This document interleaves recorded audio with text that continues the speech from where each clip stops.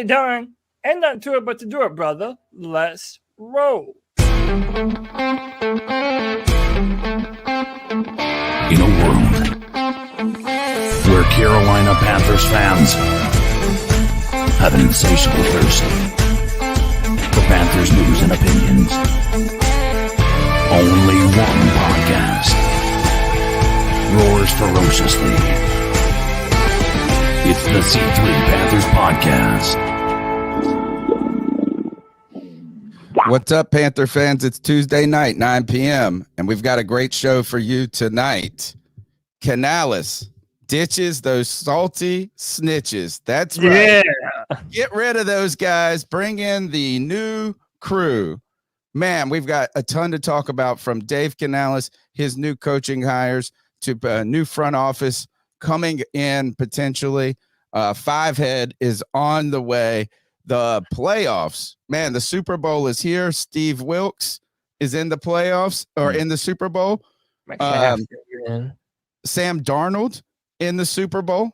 And PMC in the Super Bowl. We got a ton to talk about, and we're going to do it with you guys tonight. Go ahead, smash the thumbs up button, get in the show. The number's 252-228-5098. We'll be taking your calls later on. And I'd like to just say, what's up to my wheel man, Cody Lack. How you doing, my friend? Tony Dunn. Right now, it's looking like we are the Tampa Bay Panthers. We're hiring seemingly their entire coaching staff. But, man, look, when you have history with people, it goes a long way, man. A wise man once said it's all about who you know.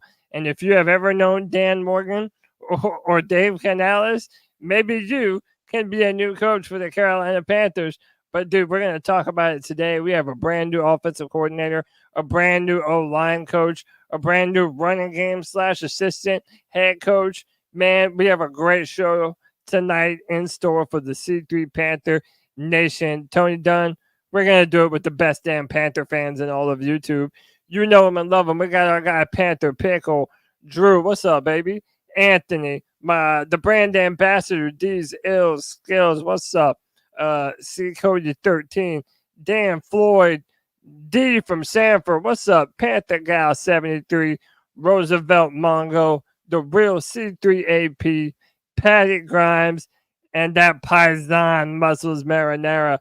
Tony Dunn, ain't nothing to it but to do it, brother. Let's roll. Smash the thumbs up button, subscribe, consider being a C3 super fan for $1.99 a month. If you scroll up to the top of the comments, you can find a link to our merchandise, C3 Panthers Podcast t-shirt, the Shut the Hell Up t-shirt, and You Make Me Effing Sick by G-Baby gear right there. CK, the voice that makes a voice, we may have won the coaching search as Bobby Slowick and Ben Johnson return to their respective teams. Man, I tell you what, imagine being the Panthers right now if we hadn't chosen a head coach at this point in time, and now the field has been narrowed down to Dan Quinn, and really that's it, and Bill Belichick.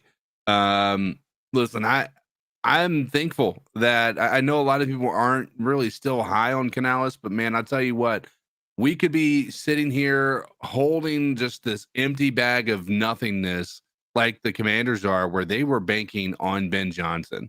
It was abundantly clear that Ben Johnson was the guy.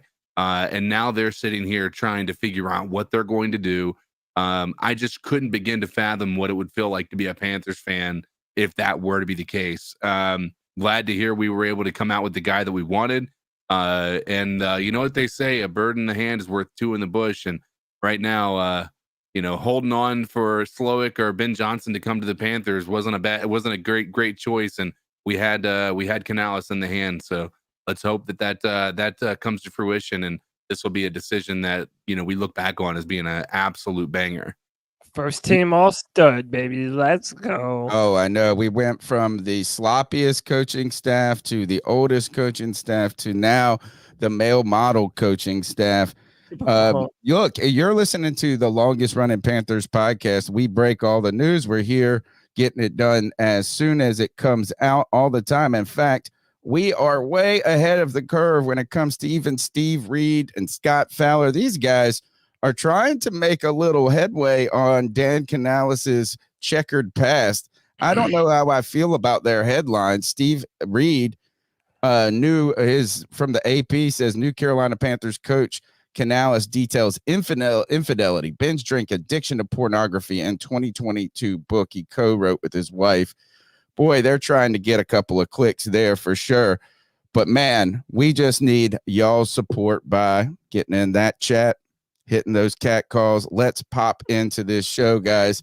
Tonight's show, Dave Canales ditches those salty snitches. Man.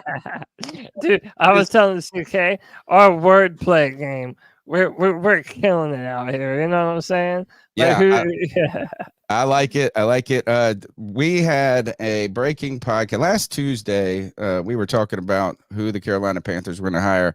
Yep. On Wednesday, they announced that Dave Canales would be the new head coach for the Carolina Panthers. We got right out on a breaking news podcast. So, guys, Dave Canales, the Panthers head coach, and now he started to fill out some of his staff. And really, he's been poaching a lot of his connections from the Tampa Bay Buccaneers. Really, guys that he knows. His best friend is going to be the offensive coordinator, but he will maintain play calls. Who is this guy? Not really a great picture right here in the right, but another Southern California kid. These guys are the all good-looking staff here. The Panthers are hiring Brad Idzik as their offensive coordinator. Just 32 years old, Idzik continues to fast rise up the NFL ranks. And Dave Canales, how old is Dave Canales is 42. So we got a young, good-looking staff here. We have not heard about the defensive side if Ejiro Evero is going to return. I think they are still potentially thinking about hiring him in Seattle. Yeah, Seattle. And now that situation in Washington has taken the place, I think that we might see a potential for him to go there as well. I think Evero just became a top head coaching candidate in the league right now. Which could be problematic for us because you wonder how Carolina is going to handle that with finding their defensive coordinator. Yep. Could they bring back Ron Rivera? Is that possible? Oh, boy. Dude, I wouldn't be opposed to Ron as a defensive coordinator. But look, Idzik, it's another example of somebody that Canales knew in that Seattle organization, and they got along great. They had good chemistry with one another. And they went from Seattle to Tampa Bay with one another. And he's very well respected. He looks up to Canales a lot. I even have a clip of them running around doing laps before a home game that we can play here in a minute. But just looking at, there's not a whole lot written about him online. You kind of have to do some digging. But he started his coaching career as a graduate assistant at Stanford in 2014. He was there for 4 years, and that's when he finally started coaching NFL football to become an assistant wide receivers coach for the Seattle Seahawks. So he has a lot of history with wide receivers. I'm hopeful that a young guy like this might be able to get through to another young guy like Jonathan Mingo. So maybe we're able to see him elevate his game and his performance. Yeah. And then, again, I know to some it might seem out of the question, like it'll never happen. But, hey, those are two guys in Dave Canales and Idzik that Mike Evans does know really, really well. So it doesn't put those rumors, I wouldn't say rumors, but that urge to want to get Mike Evans on the Panthers. Hey, maybe that's a little bit of fuel to that fire. One thing I'll say to that too is this is a completely stark difference to what we've seen from either of these two administrations. I've been watching a lot of political news here lately, guys. Either of these two head coaching offices that we had prior to Canales, and that is he's hiring people that he knows. People that have been there with him who are going to have chemistry already. We had Matt Rule come in here and he basically hired all people that were didn't know who he was. He didn't know who they were outside of Phil Snow, and it didn't work. And honestly, the only thing that did work was the defense while Phil Snow was here. So I think there's something to that chemistry among coaches as well. So I'm hoping that hiring people that maybe we're not seeing as big names are going to be a positive for us moving forward. Yeah, I want to mention that and continue to build on that is as we talk about Ben Johnson and Bobby Slowick returning to their respective teams.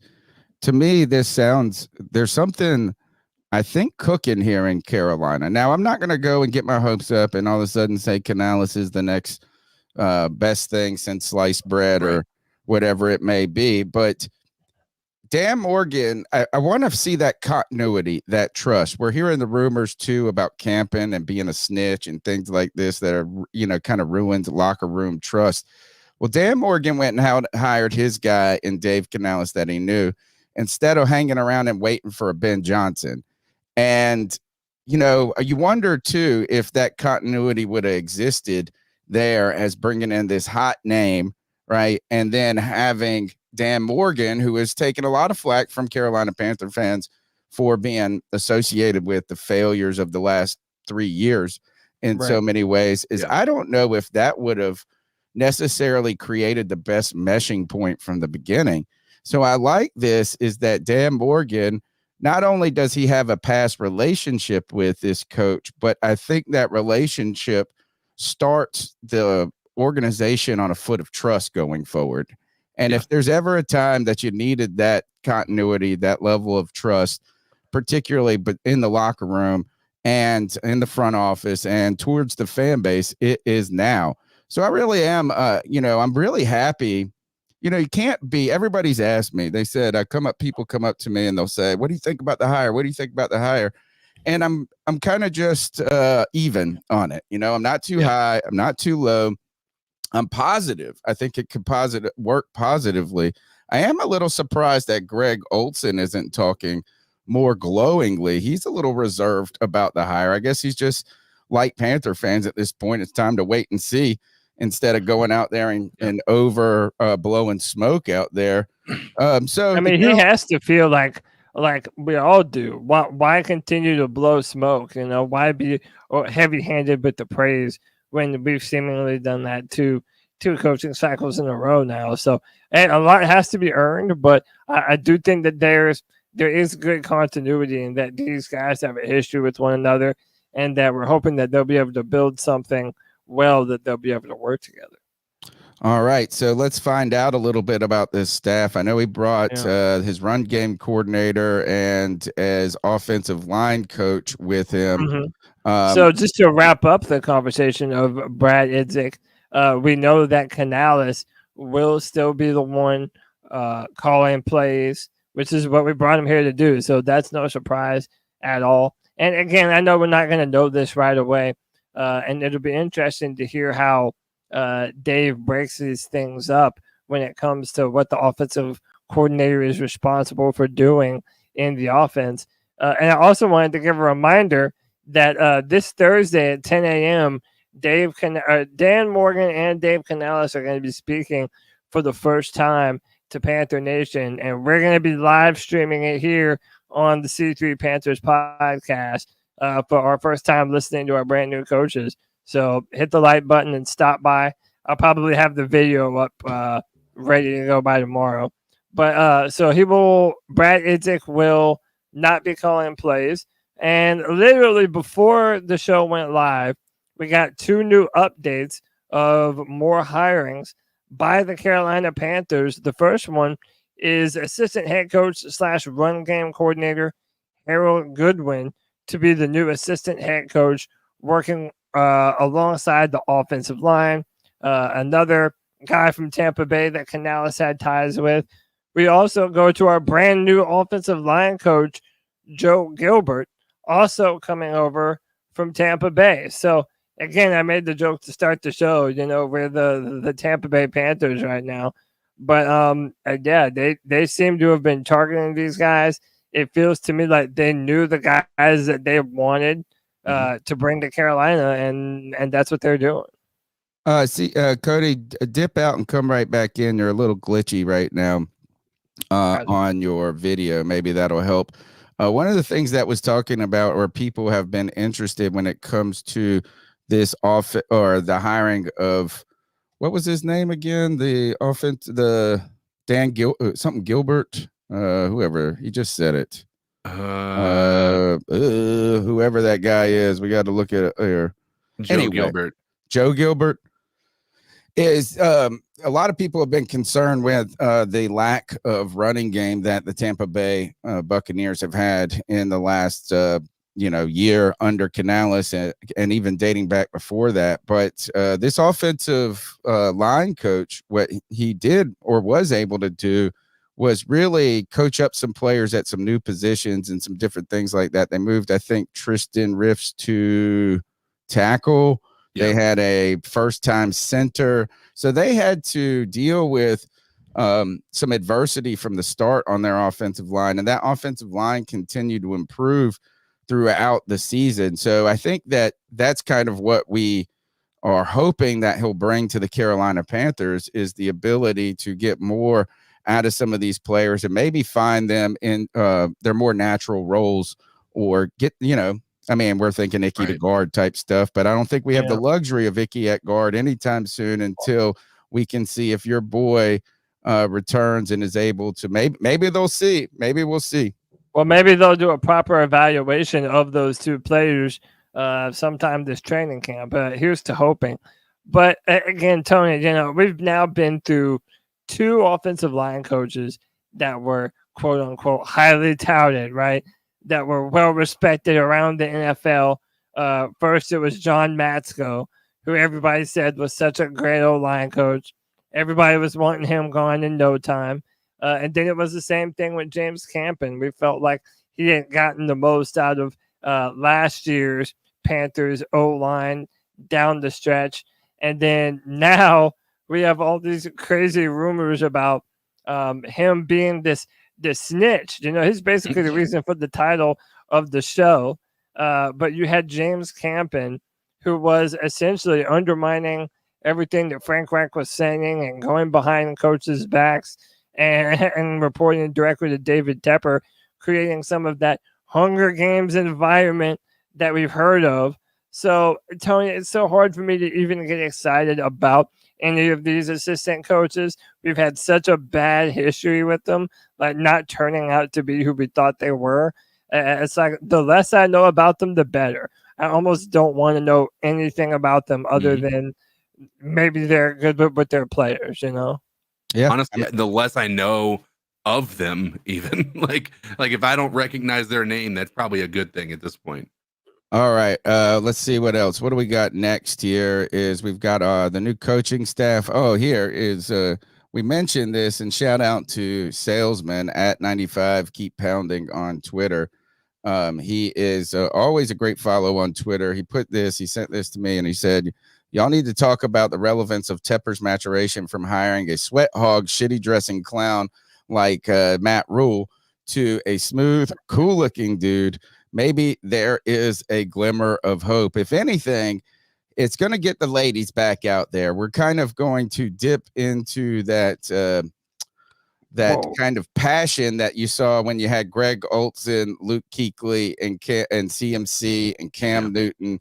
The girls went gaga for Luke Kuechly and Greg Olsen. So now they're going to go gaga for Dave Canales. And I got to say, I'm really most happy that he's a reformed man when it comes to his behaviors, because you would hate for this to end in destroying the Tepper marriage.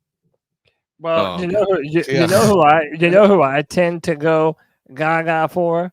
Mr. Strats, when he gives 20 memberships to the C3 faithful in the chat. Yeah, that's my boy. Hit the applause, Tony. What are you doing? I don't even know. Oh, no. I'm all over the place. I'm pressing buttons everywhere. There we go. Strats, you're the homie, man. We appreciate you so much. If you guys would like to hit the look at this. More. Yeah, even more of them. Flame for Jesus with the 5 gifted memberships. Man, the boys are out in abundance tonight. Appreciate y'all, man. Hey, C3 Panthers Podcast is here year round, so we appreciate y'all hanging out with the community. And Stratch, playing for Jesus, y'all are the man. Cheers, boys. Just real quick before we move on from the new coaching hires, You do like that trust that comes with these guys, the friendship, the things that we saw the problems under Frank Reich's tenure of having just great resumes, but lack of familiarity. And It's kind of crazy because Frank Reich said, and it sucks that it didn't work in so many ways, because Frank Reich said he's never done this before, right? Like he's hiring people, he's stepping outside of his comfort zone. Matt Rule talked about how he didn't know, and maybe how David Tepper had kind of urged him to hire like Joe Brady and the likes of that. But one thing I was watching, there is a kind of a special that the Tampa Bay Buccaneers put on about their team this year. Watch and the whole thing. Yeah, and the very first thing that Dave Canales does is shouts out Harold Goodwin and that Joe Gilbert as really being the reason for his success as a coordinator in his first year. So I like that. He appreciates those guys. And I wonder how much of was this did these guys move up the coaching ladder by coming to the Carolina Panthers, or are they lateral moves? No, I mean, you go from wide receivers coach to offensive coordinator, running backs coach, or assistants running back coach to assistant head coach. Can't remember the other one, but I mean, these were upward movement. Okay, great. These are the boys jogging around Tampa's field before the game. Again, they're young dudes, man. They're in shape. Listen, we've talked about how this team has lacked fire for the past few seasons.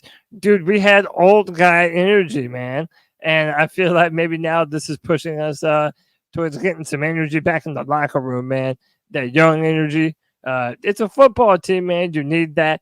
This is a sport that's won by young men on the field. And hey, I'm happy about these guys potentially being able to really update our practices and the way we train and the way that we prepare for these games. I'm hoping that maybe they'll have a better insight on how to keep our guys, training and preparing for the game, but also staying healthy too. Yeah. CK, hit these mugs up with, we need a little subscriber shame here. Great crowd out here, 151 viewers. Right now it looks like we've got 38 likes. If you guys could smash up the thumbs button, subscribe. CK, do what you do. Ladies and gentlemen, boys and girls of all ages, Carolina Panthers fans, it's a new era in Panthers fandom. We have an actual head coach who decided to come here and not go back to their team. So that's a win-win. That's probably the most wins we've gotten in a long time. And so here we are. We are coming together to talk about it here on the C3 Panthers podcast. And you've come in, opened the door, sat down, but you haven't given us the courtesy of a like. You haven't hit that subscribe button. What are you doing? I have one thing to say to all you absolute freaks. Subscriber shame.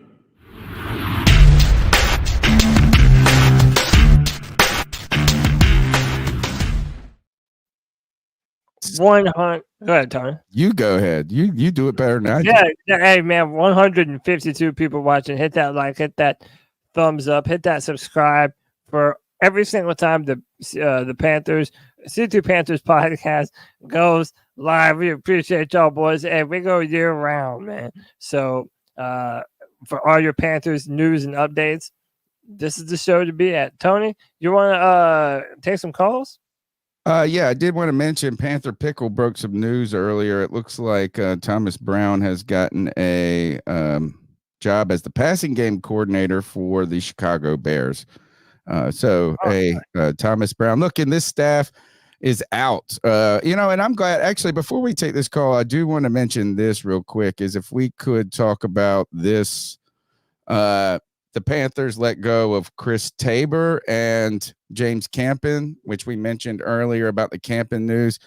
I was kind of shocked. Did you guys, it seemed like a lot of Panther fans were kind of upset about the Chris Tabor, or disappointed. I know Tabor has had some real success with not only our special teams, but also with the Bears in the past and the Cleveland Browns. But to me is that there is some, I don't know if this really would be a great fit. In fact, if Ejiro Evero just wasn't really so good at putting together and getting a lot of that defense. I don't even know if keeping him around would have been the wise move. And we talk about James Campen being the snitch.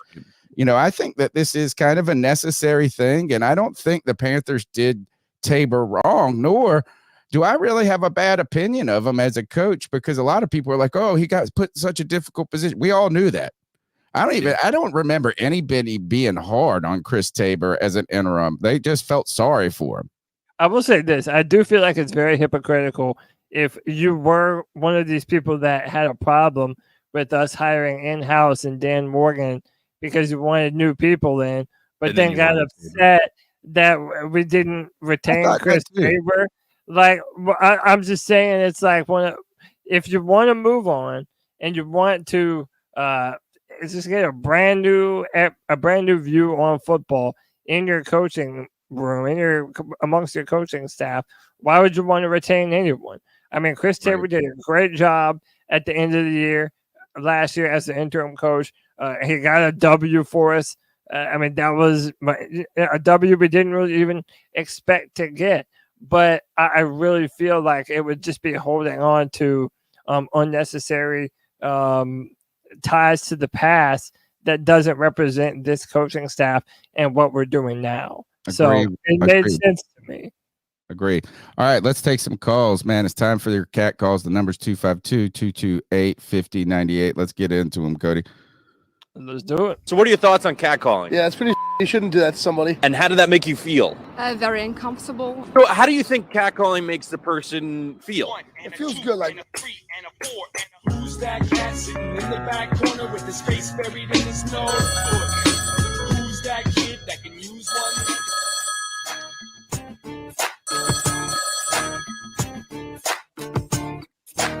Hey, C3, this is Seth from Little Washington, long-time listener to the podcast, first-time caller. Appreciate it, man. I know you had a podcast about the hiring of Dave Canales the other day, but I like to just kind of think about it for a little bit before I let my thoughts, my knee-jerk reaction, I didn't like it, but once you look into them, I mean, it's not too bad. I'm kind of sitting in the middle right now, not too excited, but not disappointed. I mean, I don't expect a whole lot of wins this upcoming season, maybe 5 or 6, but I think it's also the quality of your losses too. I mean, I think that's why Frank Wright didn't make it a full season. We just didn't even look like a competent football team while we were losing. So if he can win a few more games, just make the team look better when we do lose, I think that's a win. I think Bryce Young can be better than what he was. The line and the wide receivers underperformed heavily. I think biggest off-season need is going and signing a big wide receiver if you can, and then scouting the upcoming class and getting a good one there. So anyways, keep pounding. Love what y'all do. Keep it going. Man, thanks a lot for the call, man. Right down the road from me. That's 20 minutes from where I live. My son is turning 16 next month, and he is going for his birthday. Him and his friends are going to dinner at the Mulberry House in Little Washington. And boy, I tell you, stick around for my ice up pick. It's got to be about these car prices, bro. It is difficult out there trying to find a car for a reasonable price. Thank you for the call. Let's go to Chase in Anderson. What's up, guys? It's Chase from Anderson. I heard on the radio the other day that there's some sources saying that the Atlanta Falcons head coach hire was like they had to settle for more because it was like the 5th or 6th on their list of wants, and they had to settle for that hire. Really, outside of the Jim Harbaugh hire, all the big hot name coordinators, they really didn't get no hiring gigs or decided to stay where they at. I think a big part of that was the playoffs so far. The hot name coordinators got made look like fools. As for the Panthers hire so far, Morgan, I wait and see. I wouldn't even say cautiously optimistic about that. I would just say wait and see. The head coach Canales, I gotta say, I kind of like the guy. His resume is kind of impressive for what he's done, for what he's worked with. Let's see. Super Bowl prediction, I think the Chiefs are going to curb stomp the 49ers because Steve Wilkes and the 49ers fans are going to want Steve Wilkes run out of town because he loves running that zone defense, and you can't run the zone defense against elite quarterbacks like Mahomes. Mahomes is going to shred that defense, just like Goff did. And Goff is not even that great of a quarterback. That's all I got. Yeah, man. Thanks for the call, Chase. Chase from Anderson. I agree with a lot of it. Why do you guys think that Bobby Slowick and Ben Johnson returned to Houston? I don't know. Am I the only one that's kind of annoyed by this Johnson guy now? Like, this is the second year in a row that he's like, I'm just gonna go back and like, dude, you're one of the hottest names in coaching, and you're just gonna turn this down as we're not ready. We're gonna make a push. Okay. There's some belief that Tepper pulling in hiring somebody else before Ben Johnson ever. I think a lot of people believe that he was leveraging the amount of money Tepper was going to be willing to pay for him, and then obviously Tepper pulling out, that market crashed tremendously. That's one thought, but the other thought is like maybe he feels like there's unfinished business. I mean, those are his guys, and they came one game short of a Super Bowl. And quite honestly, it wasn't even the offense necessarily that was at fault for that absolute dumpster fire of the second half of the Detroit Lions. So maybe it's that. Maybe the dude feels like he's got some things he's got to finish up there. Yeah, unfinished business is a good way of thinking at it too. I mean, this coaching and that staff has got to be so beloved in Detroit right now, just because of how much success they've had in the last year and a half. But I do think it's a risk for a guy like Ben Johnson because you have you kind of have this lull in both on offense and really just terrible defense in the second half for the Detroit Lions. So then if next year, if you run into maybe an injury at quarterback or you have, some adversity because you're going to have a tougher schedule probably going forward, or clearly you'll have a tougher schedule going forward, that name, the hotness, the newness of the sexiness of that name can wear off. I'm really interested. I mean, and look, and the Commanders flew out there to meet him. And he basically said, kick rocks. Now, I'm really shocked, though, that Slowick hasn't gotten a job. I mean, both of those two were the biggest names of the coaching cycle. Like, we did a whole free-for-all that was like Slowick or Johnson. What team are you on? And, Tony, I think we have a pretty good thumb on the pulse of Panther Nation. I think I can confidently say that before we made our hiring of Dave Canales, a lot of Panther fandom had soured on Ben Johnson. And this was even before they lost the NFC Championship game. There were people that were saying, I don't know. People just had a feeling that this wasn't the guy. And I think last season when you heard that he was going to interview with the Panthers and then just decided not to and then goes back, now you're hearing that he's kind of doing the same thing to the Commanders. But just a week ago, they were reporting that it was all but a done deal that Ben Johnson was going to be the next head coach of the Commanders. So now that's like 2 cycles in a row. I don't know. He just kind of gives me bad vibes. I think he was giving that vibe to a lot of Panther fans. And dude, if you're the Houston Texans, dude, you have to love that you're retaining that same offensive coordinator that made your rookie the best rookie quarterback potentially ever. So shout out to the Texans and the Lions, man. Like you said, Tony, like that coaching staff up in Detroit, they're legendary at this point in time. What do you guys think about that second half and some of the decisions? The talk of the town has been their decisions to continue to be aggressive on fourth down.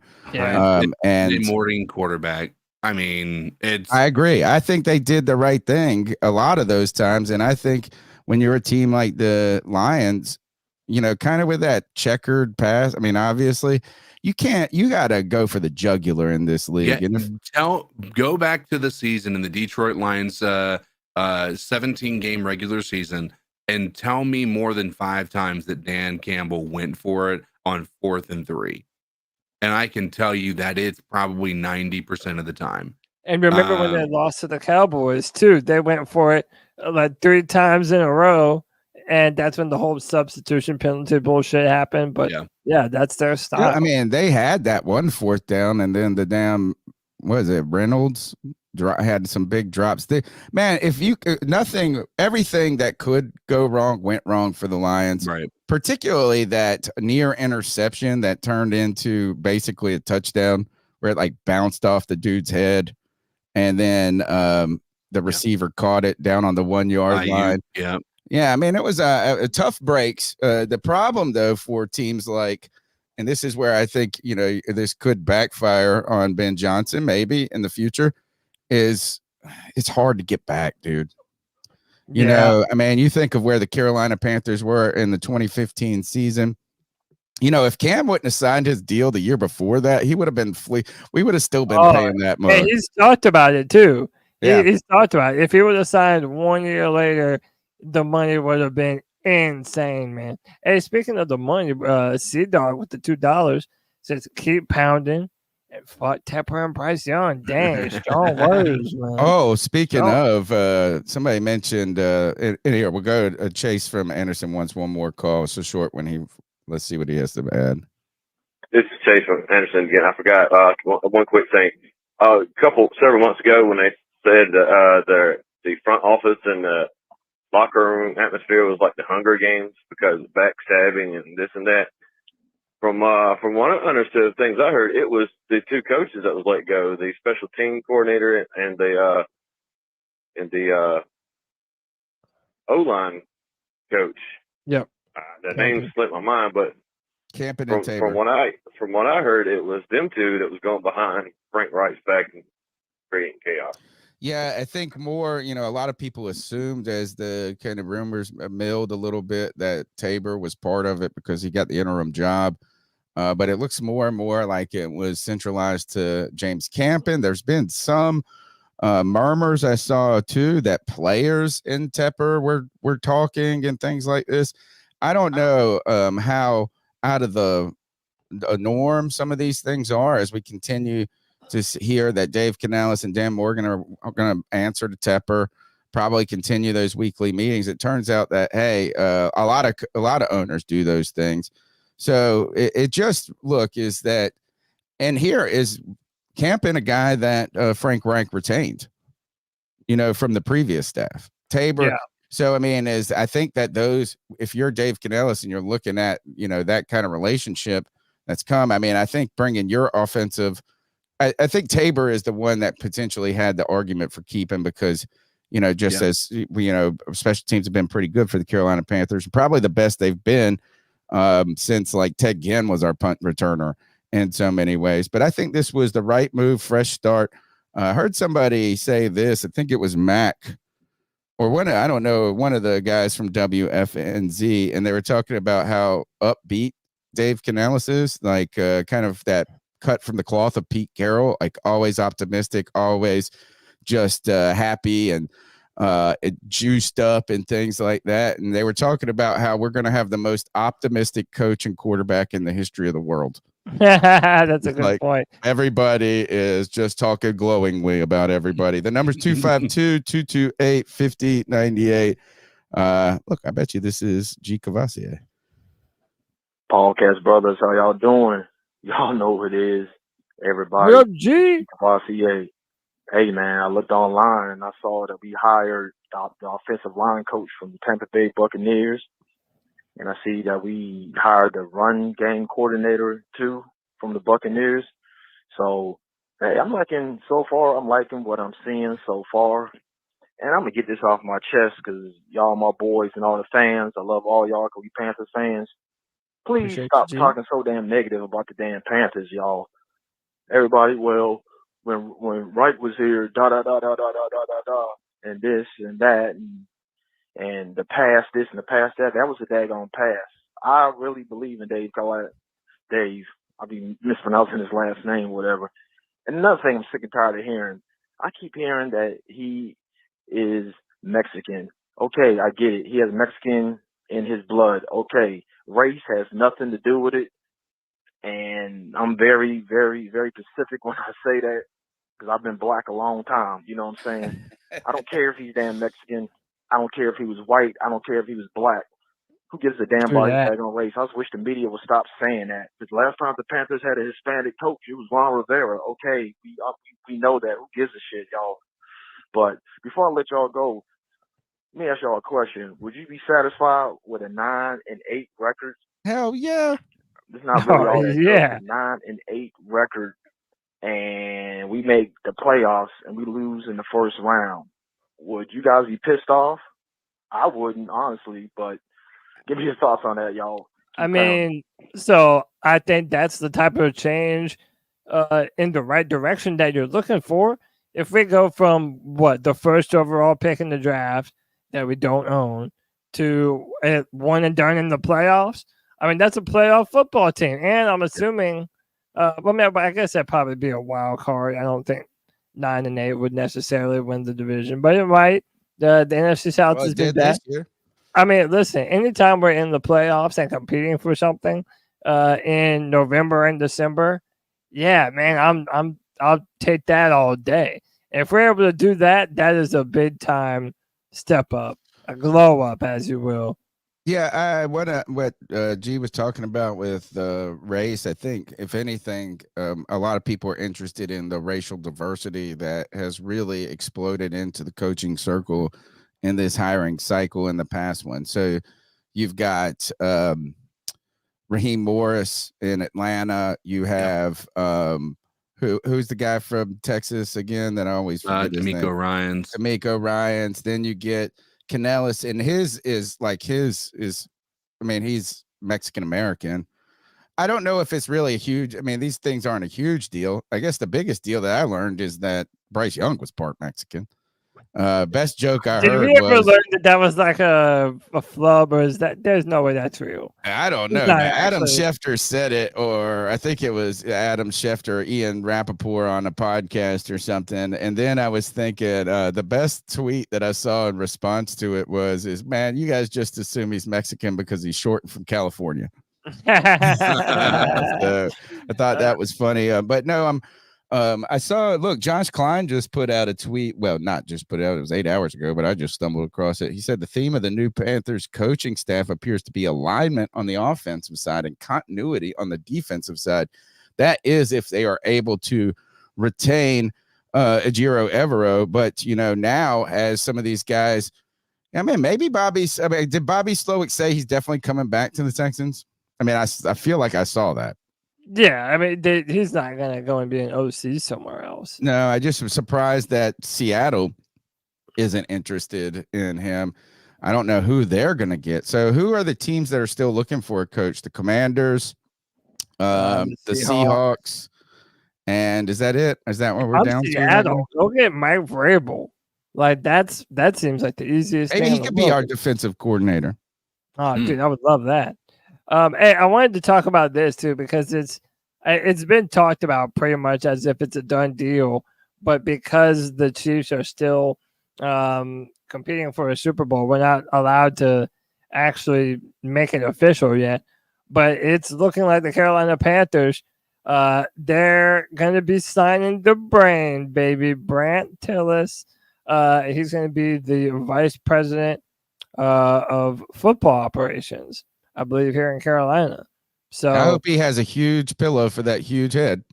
Dude, I hope that Dave Tepper buys him like a pure silk satin pillow that's like $500. Yeah, just to rest that. Protect, just protect all that knowledge stored in that man's head.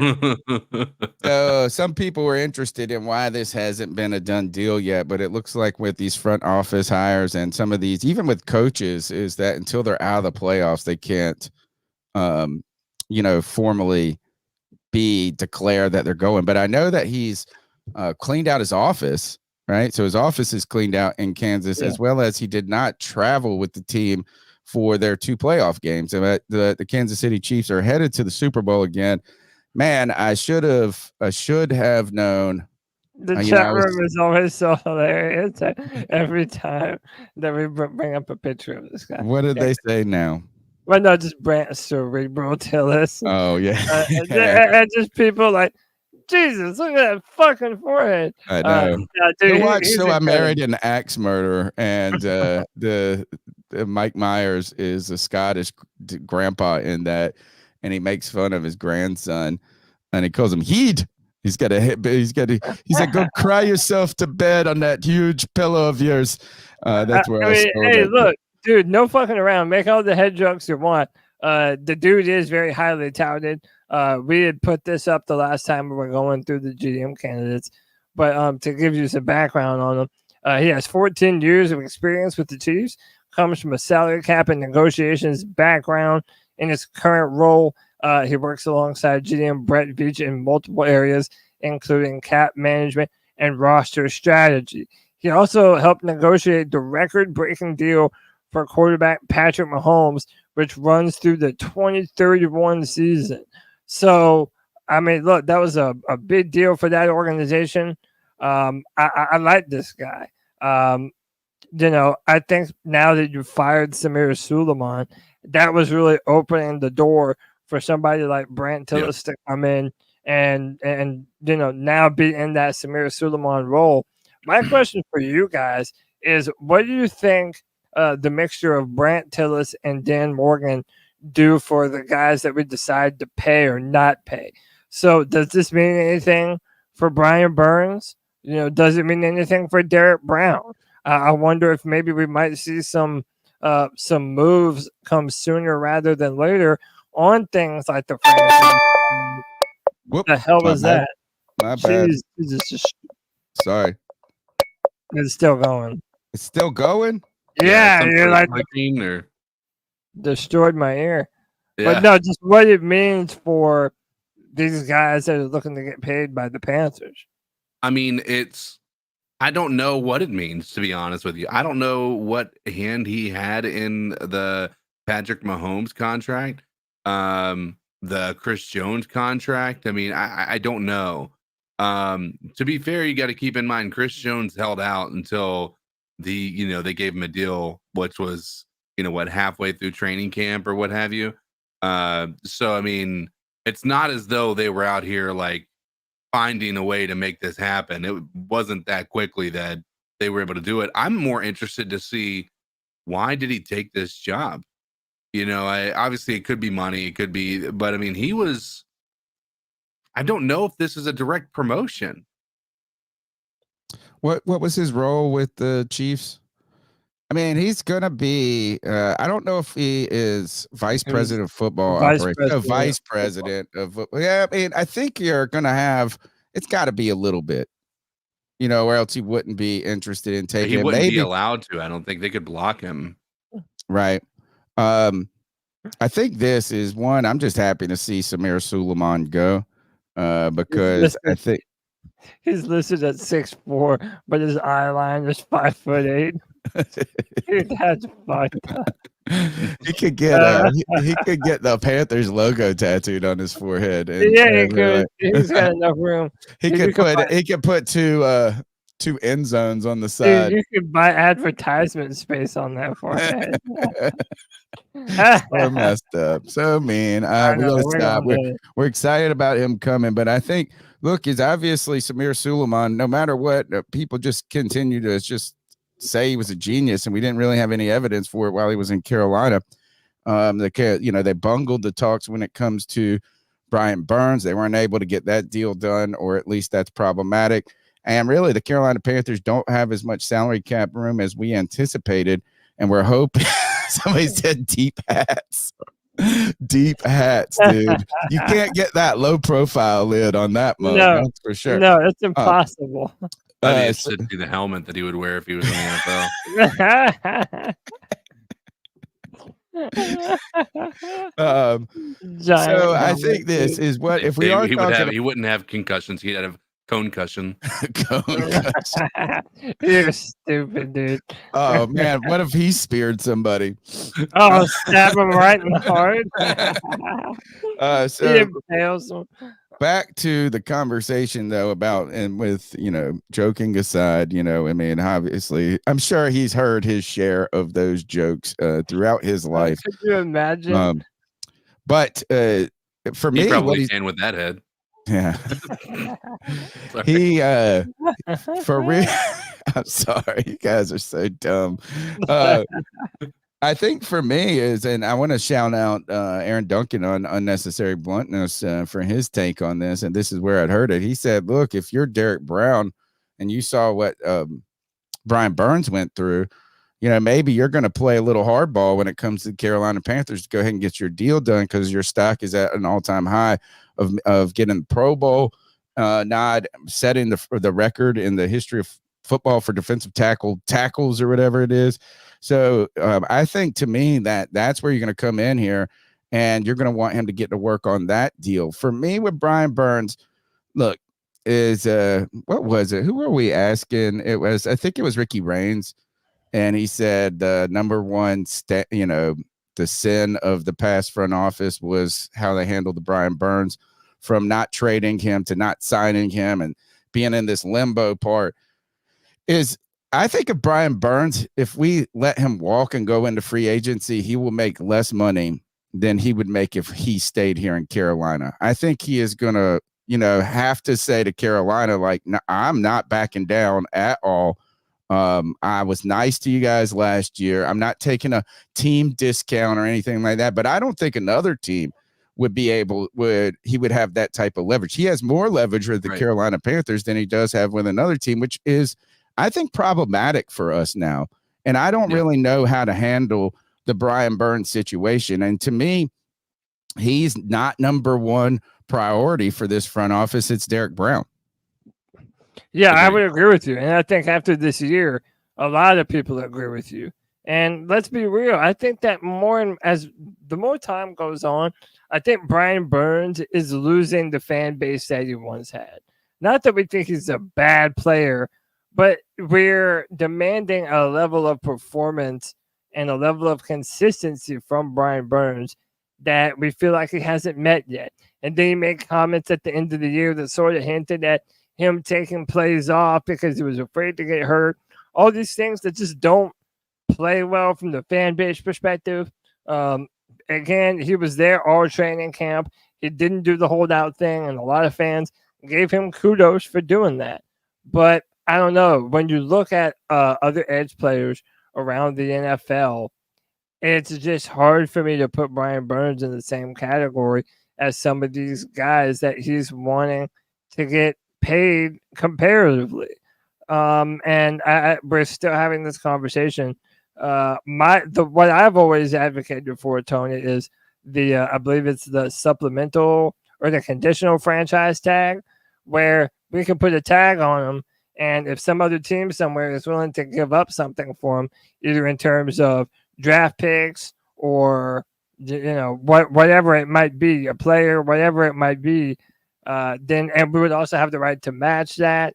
If they made an offer for him, that would be the route that I would. They have to give a first round pick, I believe, if they match or beat the price. If you go non-exclusive franchise tag, which would be, I think, sadly, it would be the next year, but probably would be the most beneficial for the Carolina Panthers. Now, look, I was always one of those people that said Brian Burns is a very good player, but not an elite player. And I hate that, that's really, it sucks. I'm a podcaster. I'm not a football player. He's out there. I believe he's made a Pro Bowl. He's had, he's done a lot for the Carolina Panthers and arguably, one of the top 3 players on our team. So I'm not just saying, I hate saying that because it's kind of just, it feels rude to say something about somebody who is such a professional and so good at what they do. I think you're right, Cody, though, is that that kind of, it's harder for the elite crowd, though, to make their elite argument. But CK, you've made a big, important point, and I agree with you, too. Tell us what you think about some of the lack of numbers that Brian Burns put up this season, why that was kind of the issue. And Trey Boston stepped into this. Dang, I should have put the Trey Boston tweets into the discussion. He talked about Kelvin Benjamin a little bit, that it was more than just the injury that was problematic. He wouldn't talk in specifics, though. He wasn't rude about Kelvin Benjamin, but I disagree with Trey Boston. And I mean, obviously he's a pro football player, defensive player, and he's probably seen more than I have when I'm looking at this. I didn't feel like teams just allocated double teams and chips to Brian Burns all season. I thought he over embellished that, but TK, you have some reasons, and I think I've got some supplemental reasons to follow why Brian Burns' numbers aren't as impressive as they were the year before. Ultimately, it was a disappointing year, right? Like, I don't think he performed to the level he felt like he's capable of. But I also think it's fair to acknowledge that this defense was rarely playing from ahead. And why that's important is when you look at the Panthers as a whole, we had the fewest pass attempts against us than any other team. And it was not really like even one team was one pass attempt out. Like, we were significantly in the lead there, meaning that there wasn't as much of an opportunity to actually basically pin your ears back and rush the passer. Think about this. We didn't lead in the fourth quarter a single second of the year. A single second. And a lot of the passing that takes place in this league is in the fourth quarter because there's somebody playing from behind, and hopefully you have made some wins, or you're not necessarily a 2-win team, a 5-win team, a 6-win team, whatever it may be, but we weren't. And so these teams, all they had to do was run constantly. And that's inflated our defense's stats overall because it made it look like the yardage was going our way and that the points weren't really being scored against our defense and all that stuff. But it also made it an impact to Brian Burns' pressure rating, his sack rate, all that stuff, right? It's not to justify the performance, right? I think that he would agree that he didn't play his best football this year. But I also think it's fair to look at that and say that's a contributing factor to why it maybe looked as bad as it did. Yeah, I mean, look, these defensive ends, particularly these pass rushing specialists, their numbers, the numbers that, whether it's true or not, that sacks are the only, people say pressures are a big deal. There's other things in the game other than sacks, but sacks get you paid, right? That's what stands out, is what people talk about. And while fans talk about it, it seems that teams honor it too when they pay guys by rewarding players that don't have just a lot of hurries, but also pay these guys that have a lot of sacks. But I think you're absolutely right, is that the Panthers were not in a position to be a good pass rushing team, period, because they never kept teams in poor down and distance situations. You actually never saw a lot of 3rd and longs, right? Or, is that teams were getting chunks of running yards all day long. The offense would go out there. They would not play well. Then the defense would come back out there. Teams did not have to do a lot to beat the Carolina Panthers. And you can go back and look at the Kirk Cousins game. You can look at, I think, the Baker Mayfield game. And these guys had like 177 yards passing. And they would smoke the team in so many ways. So I don't think, is Brian Burns was going to have an inability to thrive just because, this team was never forcing offenses into a position where they had to feel like they had to throw the ball a lot, where they were behind schedule and, poor down in distance. But then also, I just don't, and maybe again, Trey Boston, I'd love to have him on the podcast. I've been trying to drop hints at him. And C3 can continue, the C3 Army can continue to help us get him on the podcast. I just don't feel like it was. I think it's more of what CK was saying, more than these double teams and chips and things like that. Yeah. So this is what Trey Boston put out. He said, Panther Nation, I see y'all tweets and they're funny.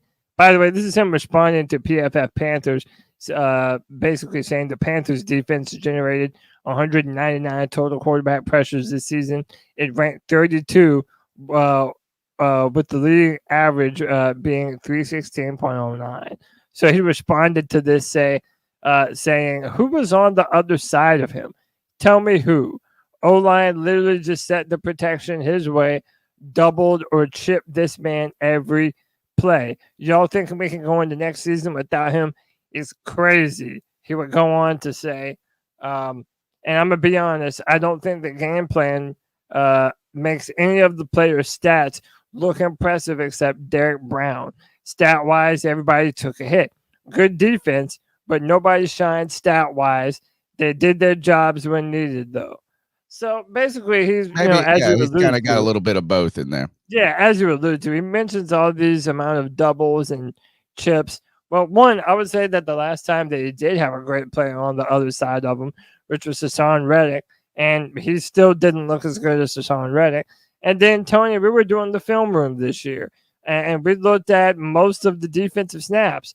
There were so many near misses yet again after another season with Brian Burns on film, just narrowly missing a sack that one of these other bigger name guys would have eventually wrapped up on. Then there's also plays where a tight end will block him out of the play completely. And it's things like that are just like, yes, some of those plays are incredible. Some of them make him look like an average edge rusher in the NFL. And that's what makes the conversation so difficult, man. Yeah, and I can tell you the player. I can tell you the player on the other side of him. It was YGM, and YGM actually had some statistically shining games and missed them. Yeah, man, like he wasn't very far behind in Brian Burns in sacks on the season. So look, it's not a knock on Brian Burns. I think it's a poor situation. I think Trey Boston is right. I didn't scroll down. I got Trey Boston. That's twice he's got me. He said this. He said, "Look at the thread." I said, "Man, I got." You know how much time it is to go dig on all of this. But anyway, I think he's highlighting that this wasn't really a team where anybody was statistically going to shine except for Adam Thielen. Yeah. I mean, and Derek Brown did have a lot of tackles, so it was difficult. Let's go to Anthony in Charlotte. We'll take another call, and then we'll get back into the show. What's up, C3? It's Anthony from Charlotte. Hope y'all boys are having a good Tuesday. Just wanted to call in and say what's up and give my thoughts on what's been going on so far. So as we saw today, Ben Johnson backed out of the jobs. He's coming back to Detroit. No surprise, honestly. I would say it's a little surprising because it's like you got jobs and people that are willing to pay you money to be their head coach and actually go into two really good situations. And the Seahawks and the Commanders, especially with all the capital they got, the draft capital and the cap room. But I also think, like he said, it was reported today that he wants to win a Super Bowl. And I mean, they were a couple of Dan Campbell mistakes away from being in the Super Bowl. So that's new. As for the coaches we've been hiring, basically we're just bringing in all the Bucks guys. That's okay if there's continuity there with the coach Dave Canales and Dan Morgan. That's okay. As I stated before, I'm going to remain neutral on everything that goes on this offseason. Now, of course, if we sign a player like Mike Evans or T. Higgins or Calvin Ridley, then I'm going to be happy because that's a proof that you're someone that we need to that nature. But as for the coaching staff perspective, I'm just going to go into it with, whatever happens, happens. I really don't know what to expect with this organization anymore. But I do want to bring up this thing about how Campton was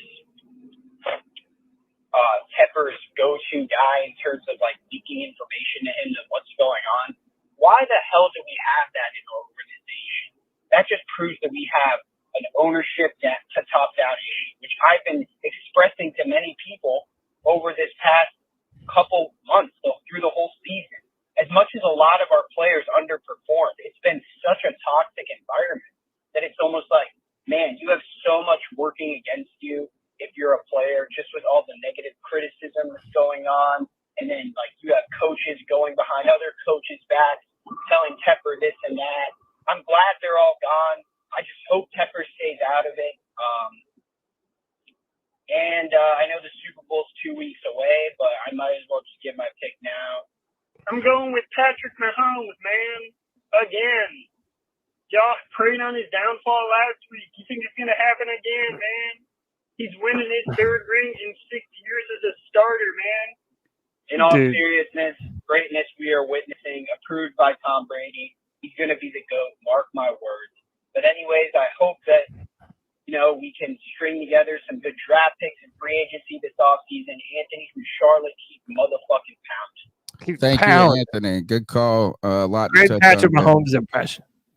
Yeah, I'm not picking against Patrick Mahomes. I did last week because I was a believer in the Ravens. I thought they were the most complete team in the NFL. But man, just one of those things. It's kind of like playing Tom Brady. Is like these are the guys that break the rules, where it's just like them alone can dictate. Can beat anybody at any moment. And Patrick Mahomes is starting to, or has entered that conversation. Somebody mentioned too. We were just talking about Brian Burns. Is about bringing in Chase Young. No. Chase Young is a bum. They're talking about sitting him in the Super Bowl. They should. I don't know if you go and watch him. If you watch him specifically, he's easy to watch because he's got that long golden hair, right? But he can't. He's slow. He can't. He does nothing to these. Like he's getting no pressure on these guys. They have nothing. No fear of him. And then he doesn't even play hard. Yeah. It was a pathetic effort from him. Unimpressive. He's going to have to go out there and do what Jadeveon Clowney did and become a one-year mercenary and try to put up a big season if he wants to get a contract. He's going to be cheap as dirt, and I don't want anything to do with him. I'd rather try to bring Brian Burns back than to somehow find a way to get Chase Young on this team. You go and you have Joey Bosa on the other side, and you're not eating right now. Like that is like we talk about Brian Burns not having somebody on the other side of him to not take some of the pressure off of him. I mean, you have Joey Bosa on the other side, and you're still not really showing up in the biggest moments. And when he has an opportunity, the dude's literally like jogging, like he doesn't really care. It really is an interesting situation because this dude was a defensive rookie of the year. And now here we are, just 4 years later. And he somehow is just, it sucks because who should have been defensive rookie of the year that year? Jeremy Chin, dude. Yeah. And another guy will be interested to see. Not somebody that looks like they're going to fit in Carolina. I know that he's probably seeking a fresh start. This is wild. Tom Pelissero, is that his name? Tom Pelissero. Yeah. He tweeted this out. Former Panthers, man, this is about Thomas Brown. It says former Panthers offensive coordinator Thomas Brown has joined the Bears as their pass game coordinator. That's not wild. This is the wild part. Brown, 37, was voted the NFL's number 2 offensive coordinator in a recent NFLPA player poll. That's just ridiculous. What Trey Boston said about the top 100 players, I think also pertains. Did you see that? Yeah, he said that most of the guys throw it away. Most guys vote for themselves a lot. But come on, is like what is this? He just got a lot of friends because there is nothing that even puts him in the round. If he's the number 2 offensive coordinator, according to these players, he didn't even get an offensive coordinator job. And there's 4 positions in the NFC South this year. Can I ask you, is this like, how back in the day, I feel like it's, I don't know, it may be the same. These kids may still be as brutal as they were back in the day. But when there was when you wanted to bully somebody, one of the things that they would do is vote for them as prom queen, or prom king, and they're Tony loves it. You know what I mean? He's like, what a great idea. So back in the day, that's what they would do to almost bully people, like people who clearly were not prom king or prom queen. And it wasn't like nowadays TikTok version where it's like they're just really trying to be nice and they want to create a nice viral moment to be able to put on their TikTok and go become TikTok famous and whatnot. I'm not saying that some of those feelings aren't genuine, but that's what it really boils down to with a lot of these things. Now it's back in the day, it was we're being mean for the sake of being mean and voting somebody in that clearly doesn't deserve the most prettiest, and they're just smallest forehead, and then you think that's what's happening here with Thomas Brown? I don't know. But he is going to be reuniting, it says, with Shane Waldron, who were both on McVay's staff together in LA. I don't know why who would vote for this, right? I mean, did Adam Thielen just write his name in 9,000 times? I mean, I'm just curious. Is it, I mean, he must have, maybe he's just got a lot of friends. Yeah. Player friends in the NFL and relationships. I don't know. That's just kind of bizarre. It's like, I wonder if he campaigned. Bizarre. I mean, that's like the dumbest thing I've ever heard. And look, and I'm kind of irritated by all the people that keep saying that he got a raw deal. Yeah, certainly is that he didn't have a situation where we truly get to see him grow as a coordinator from the beginning to the end. And he did get flip-flopped around, and people are like, I mean, there were people wanted to bring him back. And look, as I would say this is that, yeah, I mean, everybody got a raw deal in Carolina this year. They sucked, but I didn't see anything other than you just want to believe in what you believe before the season started. Yeah. To say that his offense or, anything, I just can't fathom that if you're that gifted that you didn't have more of a positive influence on this team when it came to game plans and different things like that. But maybe I'm wrong. Let's get back into the show. Speaking of people talking about the Carolina Panthers, Greg Olsen, I saw somebody put this is maybe it was what's his name, Emmanuel Ache or something like that. Yeah, I think he said that Greg Olsen was given a master class in the booth in the NFC Championship. He will no longer be with Fox in the number one role, and not going to be with Fox. Period. I think he's probably going to be courted by CBS or ESPN going forward, or one of the other networks, you would think.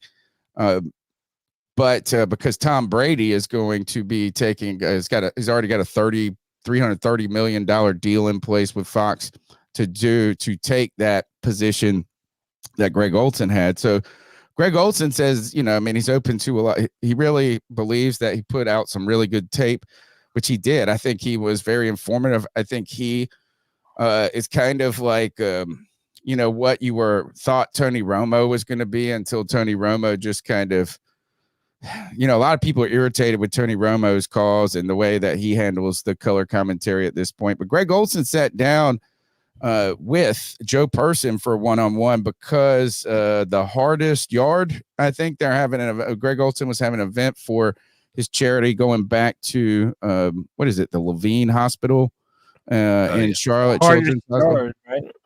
Yeah, the Hardest Yard in honor of the things that, happened with his children and how important that institution was for them.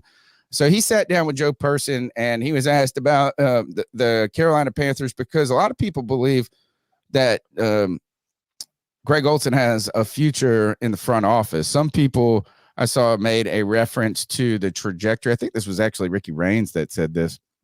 I saw it this morning on Twitter, that if you look at who's the GM for John Lynch. John Lynch was in the booth the year before he took over as the GM for the San Francisco 49ers and hired Kyle Shanahan and kind of developed a glowing, where he kind of gushed over Kyle Shanahan at times throughout that season. I think that would have been the Atlanta Super Bowl run that would have happened. So a lot of people, I think Ricky Raines was suggesting that maybe there's a similar trajectory of Greg Olsen going into the front office. And a lot of people have been impressed with his football knowledge and as he showcased it as a color commentator. Joe Person asked him this: Dave Canales was with you in the tight end room in Seattle in 2020. I know he has a lot of energy and has done good things with Geno Smith and Baker Mayfield, but he hasn't done it for very long as a coordinator. Any concerns? This was Greg Olsen's response per Joe Person, The Athletic. Go subscribe to The Athletic. Great content, Joe Person. Great beat writer. We're lucky to have him for the Carolina Panthers on the Carolina Panthers beat. Greg Olsen's response was, I quote, "I really like Dave. I got to spend a full season with him. He spent every single day in our tight ends room. He was a passing game coordinator. My understanding in the years prior, he spent time in different rooms. I think that was part of him learning different positions and continuing to build. I think that was the philosophy him and Pete Carroll had as far as expanding him as a coach. We both love talking ball. We love trading ideas. He was very open-minded, very smart. He's got a lot of energy. He's ultra positive. That's kind of their trademark there in Seattle. That's Pete. When he got the job in Tampa to go to be the offensive coordinator, I was really happy for him. He had gotten passed up a few times for a promotion to offensive coordinator in Seattle. I think he was ready to spread his wings and be on a different staff, different perspectives, and be able to make his impact. I think he did a really good job helping Tampa Bay get to the playoffs. Was no small feat. I thought he made Baker play well as Baker's played maybe in his entire career. So I mean, that's a positive review. I don't think he was saying that. I mean, he doesn't come out there and say these guys got the right guy. This is I love this hire or anything.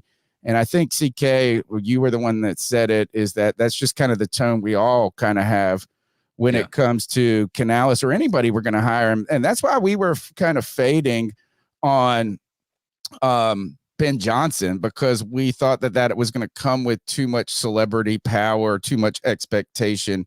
And then we would have been overexcited, and that could lead to, I think this is creating a good environment. Hopefully Dan Morgan and these hires and the way that fans are looking forward to this, that they'll give Dave Canales the appropriate time to develop as a coach. And I am not a one and done type of guy that thinks it's good to fire a guy right out the gate. But I think things were so bad in Carolina, it was the right move to move on from Frank Reich. I think you're going to have to be far more patient with this new staff going forward. And they brought him in for one single reason, CK, and that is because of the work he's done with quarterbacks in the past. And he is there to get Bryce Young on the right track. No, I agree wholeheartedly. Speaking of that, they asked Greg Olsen about Bryce Young and, how Dave Canales is going to have to try to handle him as a player and what his future is going to look like in Carolina. He started out talking about Cam, and he said basically, and I don't have this in this, but he was like, look, as people want to compare him to Cam, I don't really feel like people have compared him a ton to Cam entirely, but I think what his point was is that just, man, Cam had so much instant success, and Bryce Young didn't. And he said this is that his game is just a lot different than Cam's, and that game might take more time to translate into the NFL than a guy who is 6'5" and can run over people or throw a football through a piece of plywood. He said this: the pocket needs to be right for Bryce. That's just the style that he's played since he was in high school. He's been one of the best quarterbacks in high school and college and so forth and so on and so forth. He's going to need guys around him. He's going to need an offensive line. He's going to need a system that plays to his strengths. And I think that was a little bit of the disconnect. He's going to need, Greg Olsen says, some things to go his way. But to have just an all-out indictment and say his rookie year is what he's going to be the rest of his career, I don't think it's fair. The coaching situation with what we were trying to ask him to do schematically, the personnel around him, then losing your coach halfway through the year, it was about as bad as a situation for a rookie quarterback as one could work within. Let's take a deep breath and see what this next year or two has before we have a clear picture. And this is why I think we like Greg Olsen so much in the booth, is because he's informative, but it also is, it's kind of spot on. Reasonable. Yeah. Reasonable. I also like that he's saying we still when it comes to talking about the game plan. We've got to be doing this. We got to do that. That tells me he's still bought in to the Panthers. I know he never really wasn't bought in, but that part is, I don't know what it is. I'm a sentimental guy, and I like to see when legends come back and they actually feel like they were a part of Panthers Nation and that we're family, But I do agree. I think everything he said was 100% correct. And I like that he also, acknowledged. He's not overly excited. He's doing exactly what we all should be doing, and that is let's keep our minds open, but at the same time, it's okay to stay a bit reserved.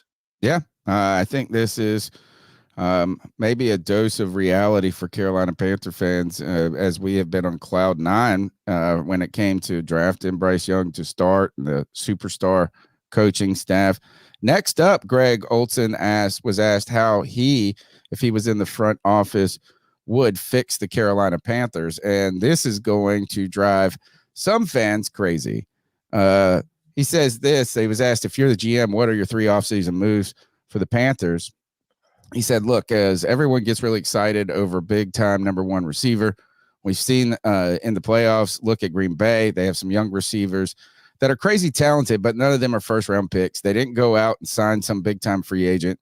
They have a great system. They drafted really well. Look at the Lions. Amon-Ra St. Brown, an all-pro player, but he wasn't a top 5 pick. He wasn't some high-priced guy. He's a guy they developed. He's a slot receiver. He's big and strong. He's got the intangibles, and he's playing in a very friendly offense to the skill players and the quarterbacks. I don't think you need to panic and go out and pay a $25 million player to pay $25 million to whoever the top free agent receiver is just to check that box. I don't think that they're one player away. I think it's going to be a roster depth. It's going to great drafting, signing the right free agents, and then it's going to be about coaching and playing to the strengths of the guys you already have under contract. I think you saw Giro Evero do that on defense this year. They developed a lot of talent on defense, a lot of guys that weren't expected to play. And I would argue that they play well above expectations. That's coaching. That's what the NFL is. And you're not always going to inherit an amazing roster. You've got to make the best of what you have. And I think that's what Dave's approach will be. Cody, how do you feel about him saying you don't need to go and get maybe T. Higgins, Mike Evans? These guys aren't the appropriate move for the Carolina Panthers this offseason. I mean, listen, most of my time watching football this past couple of years, I've been of that same belief that really you should be drafting wide receivers and building up that talent in-house rather than going out and paying top dollar for one that is going to eat up so much of your cap. But I don't know. I understand his reasoning. And like I said, I've agreed with him for the most part. But I just feel like, man, we need something. We need some kind of connection for Bryce Young going into this next season that fans can feel better about. Because it damn sure isn't Jonathan Mingo. We don't reasonably know if Adam Thielen's going to be returning after his comments about talking about how things change. And I don't know, you could draft someone else this year, but again, you're talking about hitting on these rookie wide receivers that to this point have not worked out very well for Carolina. So I would like to see maybe a T. Higgins come here. Maybe Calvin Ridley is someone who would be on the free agent list that the Panthers could bring in, that he was in the same draft class as DJ Moore. I don't know. I think I'd rather go out and get someone. I tend to agree with him here, though, is that I think he's spot on saying you're not one piece away.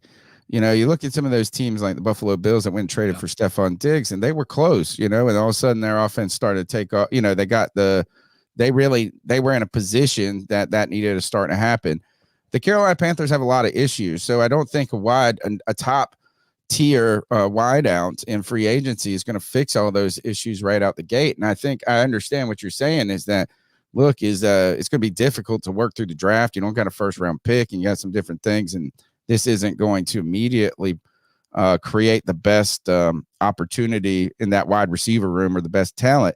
But I think he understands that this is a multi-year process for the Carolina Panthers going forward. And it's like, is that is kind of a short-sighted goal. And I'm surprised he didn't reference the Houston Texans a little bit with Nico Collins and who did they get? The little guy.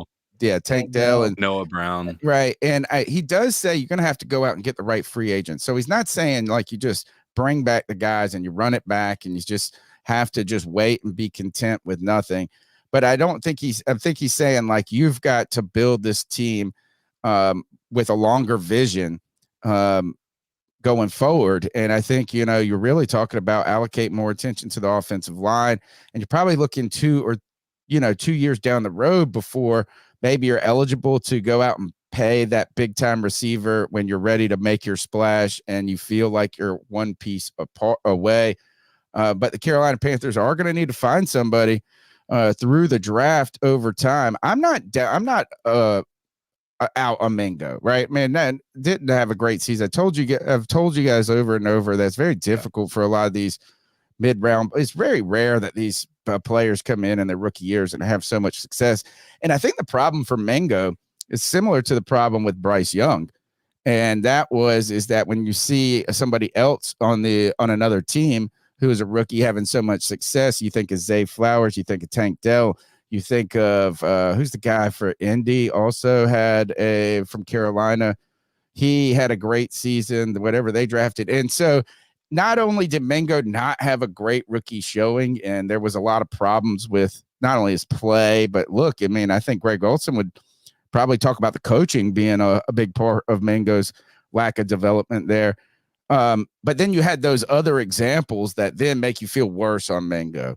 Like when we got Jonathan Mingo, I don't think, as we were optimistic because of some of the things, like his physicality. A lot of people said he was playing the wrong position, that he really should be in the slot. But Adam Thielen, because he's, the veteran guy, he's going to be the appropriate person to put in the slot there. So maybe you get him in the slot if Adam Thielen doesn't return. Maybe he makes some progression there. Maybe some better coaching helps. But I didn't think that all of a sudden Jonathan Mingo was going to be like offensive rookie of the year or something. Right. He just had there's a lot of visually bad plays that but nobody was safe on this Panthers team. So it's like this. I mean, if you think about all the criticism Bryce Young got, Jonathan Mingo is going to get some hate. Yeah. I mean, especially when you see so many, like you alluded to, so many other rookie wide receivers that are able to come into the NFL and have that instant success. Yeah, dominate, man, and just nothing of the sort from Jonathan Mingo. Again, we were hoping that he would be an AJ Brown type of player. I mean, that's literally. It's not out of the realm of possibility. I mean, I think wide receiver is a lot.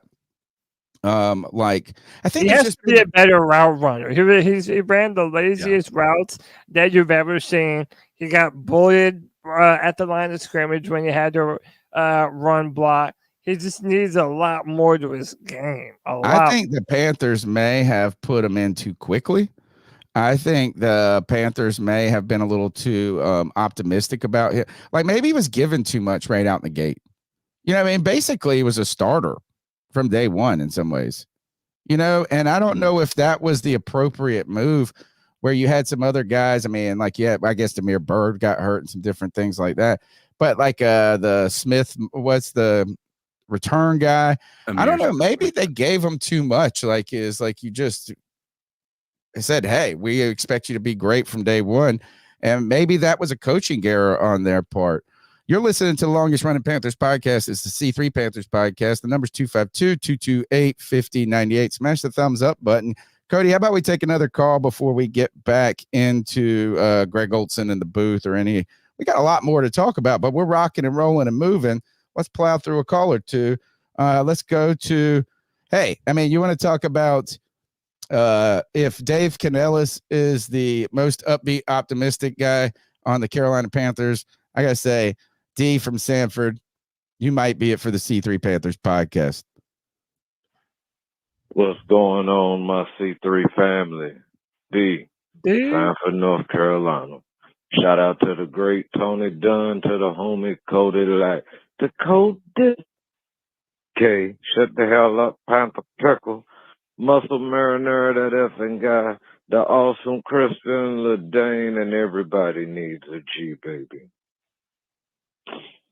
So, we've kind of had some days to sit back and process so far the state of the Carolina Panthers. And even though, I'm keeping a very optimistic outlook, I'm always about progress and so forth. The one thing that I'm taking teeth in that I could really be fooling myself, but at least right now I'm enjoying fooling myself, is that, if you notice, Canales brought in his man for OC. I think a guy that was the assistant head coach for the Buccaneers, if I'm not mistaken. Don't really want to give no bad information, but I think he's bringing him in. And then, he got Tabor out of there and some of the others. So I'm really thinking that Tampa's taking a step back and letting these gentlemen do it their way, at least early on. And I'm hoping that that is the case. I think that we can start to see, even if it's just incremental change and incremental progress, hey, it's better than where we was headed to in 15. Hey, anything helps. I'm interested to see how the rest of the staff is going to develop.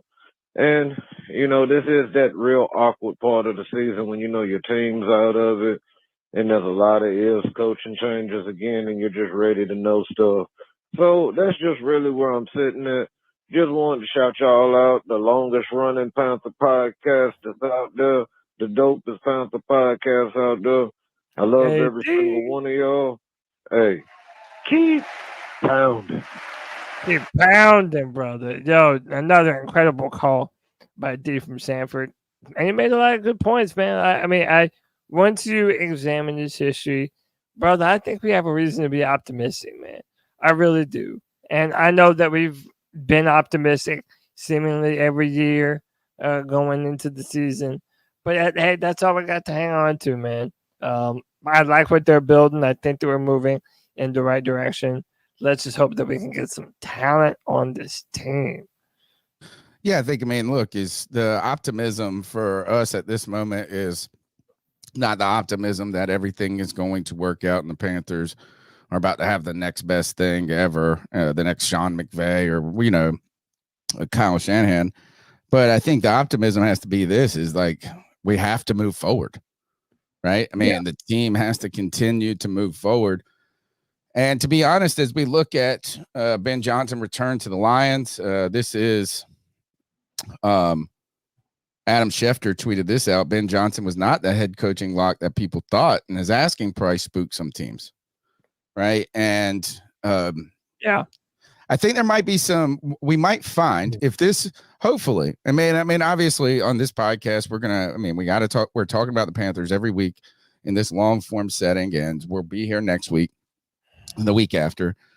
We've got to find reasons to believe, right? Or we don't, not find reasons to believe, but obviously our discussion has turned over every stone, it feels like, under the David Tepper regime.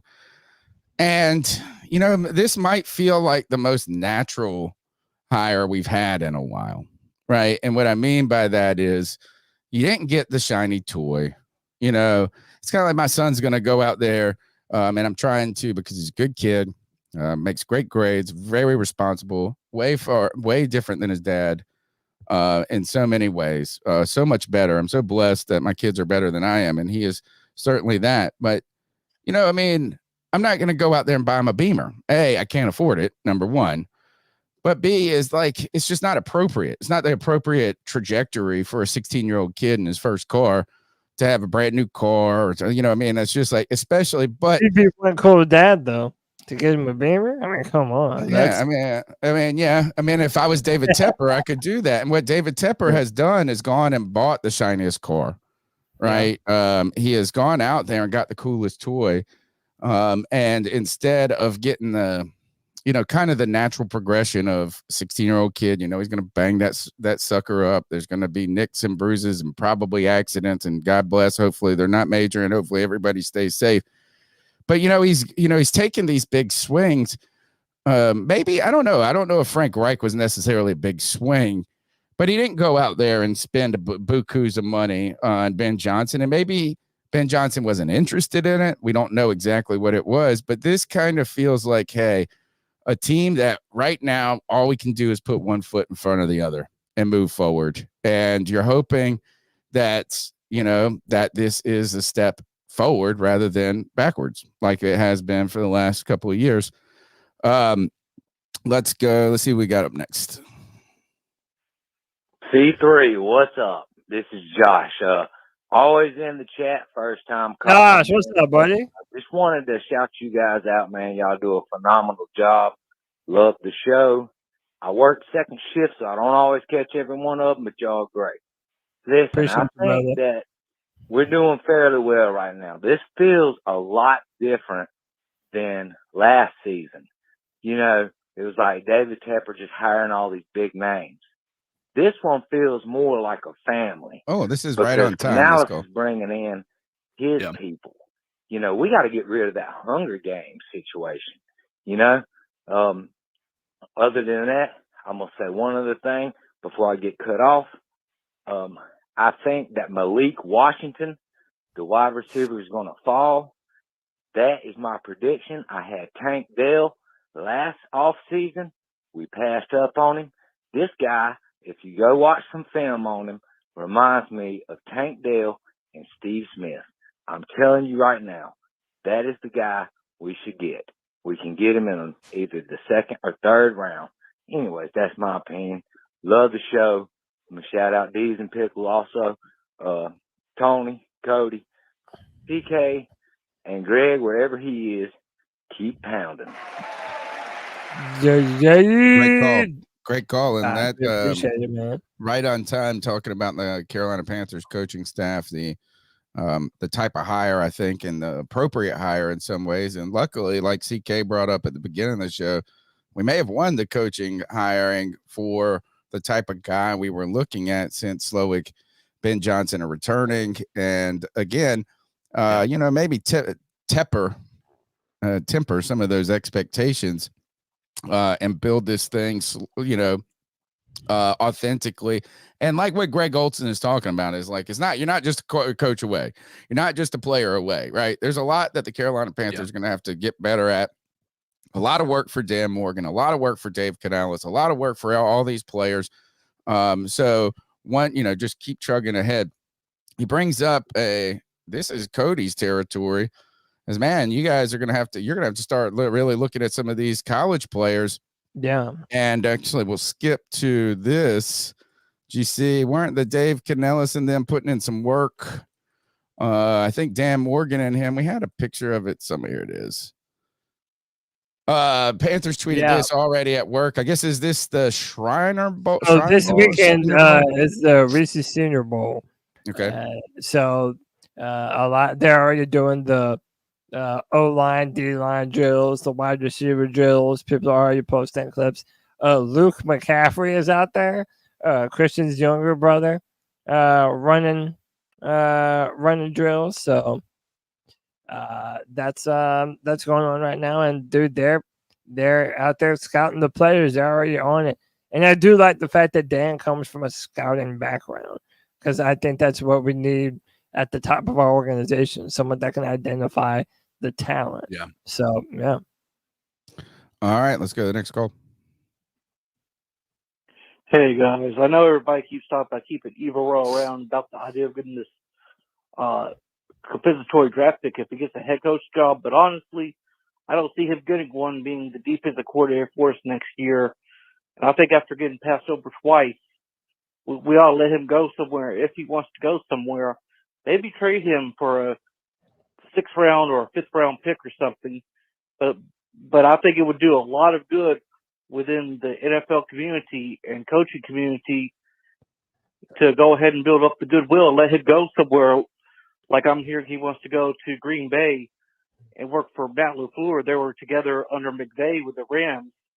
And let him go do that and let him have his chance to go build his highest profile he can. Sure. Because God knows Green Bay will probably be in the playoffs next year. Who knows? Maybe even in the NFC Championship game. And that might finally get him his shot at a coaching job as a head coach, because I don't think he's going to get it on a losing team. And unfortunately, we are going to have a winning year next year, even if everything goes perfect. Just wonder your thoughts about that. Thanks. Bye. We'll continue to monitor the Ejiro Evero situation, and might be a good chance. He's interviewed twice with the Seahawks, so there's a good chance that all of a sudden we lose Evero, and that this Dave Canales is looking for a defensive coordinator out there. Now, Connor Orr, who has followed Dave Canales, who have also been man, I guess these guys, when they have 100,000 followers or whatever they are, is probably their DMs are just exploded. So, it's like probably getting lost in that. But I'd love to get him on the show to talk, because he's followed Canales, and he wrote some of his early pieces before he was hired a head coach, before these guys are kind of digging into him. He said lots. This was January 25th, so 5 days ago. He said lots in the air right now, but I pay attention to names like Leslie Frazier and Tom Cable in Carolina. for some of the defensive staff. Man, maybe we could get Pete Carroll, defensive coordinator. Ron Rivera, Pete Carroll. I mean, who would you prefer, Ron or Pete? Ron. Neither. Yeah. I mean, if you're talking about just those two, Ron. Yeah. Really? Then Pete? Yeah. Why? Because Pete's just going to be the celebrity. And like everybody's it's a big shadow. everything. Yeah. It's a big shadow for suck Canales up all to the be air in. in the room. Yeah, I mean, you get it's. I think there's a reason that not a lot of head coaches hire their former head coach as like Ron did it once, with Norv Turner, but it's a pretty rare thing that you're gonna see head coaches, hire a guy who used to be their boss. Yeah, I don't mean it's not really the appropriate role. I don't think Ron would be good for the Carolina. I mean, it's just too much baggage, too much, things in the past. Aries Claire, who is on Twan Don's podcast, she says Leslie Frazier is a culture guy. If Evero is not retained, that would be an interesting direction to see the Panthers go. Frazier was a dark horse candidate of mine for a head coaching opportunity as well. I think you're going to need a guy too that's a team player. Yeah. If you go out there and you get, if for some reason we're unable to retain Giro Evero, and that's a guy who that head coaching cycle has passed them by a little bit, who their idea of the prime job for them is a defensive coordinator position. Yeah. So I don't know if a guy like why is his name escape? Former coach of the Tennessee Titans now, who we wanted as a Vrabel. I don't even know if that's a good like even it's that just like still the same thing. I think that's a shadow thing in my opinion. Agreed. Especially too when if you run into the adversity that we have to in some ways anticipate that the Carolina Panthers it's always going to be Vrabel's here. Yeah. I mean, you should have hired him anyway. Let's just go ahead and make him interim and hire him again, that type of thing. All right, let's go to the next call. Hey guys, I know everybody keeps talking about keeping Evero around. Is this the one did I just play that one? Yes. Okay, next call right here. Hey, this is Josh again. Can't believe I'm calling in twice, but I got to do it. All right, listen, let me talk about the Bryce Young situation. Look, I have been pretty good. I am 45. I know that is a current picture. I'm telling you right now, I watched the Panthers since the beginning. Bryce Young, what I saw this past season, he's going to be good. You just got to give him an offensive line, some weapons, and a good coach. Everything. I had watched the games, I watched the beatdowns, and I saw everybody dumping on him. I'm telling you right now, give this man some people around him and a good coach, and he is going to be legit. All right. Peace out, C3. Love you. I love the call. I mean, obviously, this is why I like Dan Morgan as the hire guys for the GM position. Is everybody saying clean house, clean house, clean house? But I think, Dan Morgan is the appropriate guy to be the general manager in the first place, maybe over a guy like Scott Fitter going back 3 years ago. That history, that connection to him in Carolina, it's not a heartstring thing, but I think it's a care, is like a connection, is an investment in the team and the organization, and really trying to get them to a place where he's tasted almost success but the failed at the greatest stage in the Super Bowl. They're so close. So I think he would love to have his name associated with, the Panthers getting that Lombardi. So I think he would be in it. I think his heart's in the right place, is going to be in the right place. But I think it's really important is whether Bryce Young is going to be great or not in the future. He is our future. He's our near future, at least for the next 2 years. Yeah. We've invested a lot. And I think it's important to have a guy who was there and when you drafted him and remembering why you drafted him at that moment. Just because things didn't go perfect in his good first season, just because Sherrod, was hit lightning in a bottle in Houston, you got to have a memory of why you did this in the first place. Like, it's kind of like a marriage going through problems. It's like, why did we get married in the first place? We got to remember the good things just because we're hitting a rocky patch here. And I think Dan Morgan brings that to the table. Yeah, All right. I agree. I think the Dan Morgan offering some connection to Bryce Young, I think is a smart move. Again, not my first move, but I think there is the glass half full mindset that that's the positive if you're looking at Dan Morgan. I think Josh is right too. I mean, as we saw some, I think despite the struggles that Bryce Young had this season, we all can see that it was a total failure on this team, not a Bryce Young failure.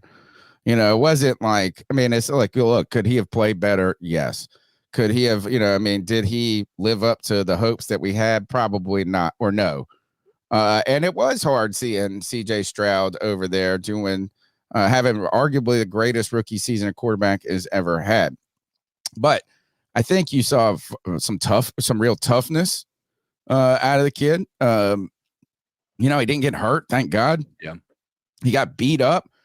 And I think you did see some moments where you're like, hey, if you get these things that any quarterback kind of needs, except for those Cam Newtons, Josh Allen type players, that I don't think I came out of it going, he can't play in this league. Or I know I didn't. I didn't have that feeling. It was just like, hey, this is kind of who he is, short Alex Smith. Yeah, man. I mean, here you go. I think the reason why it's a hard pill to swallow is because you traded up to number one for what is perceivingly average to hoping to be, that game manager style quarterback. But that's our quarterback, man. We're not bitching.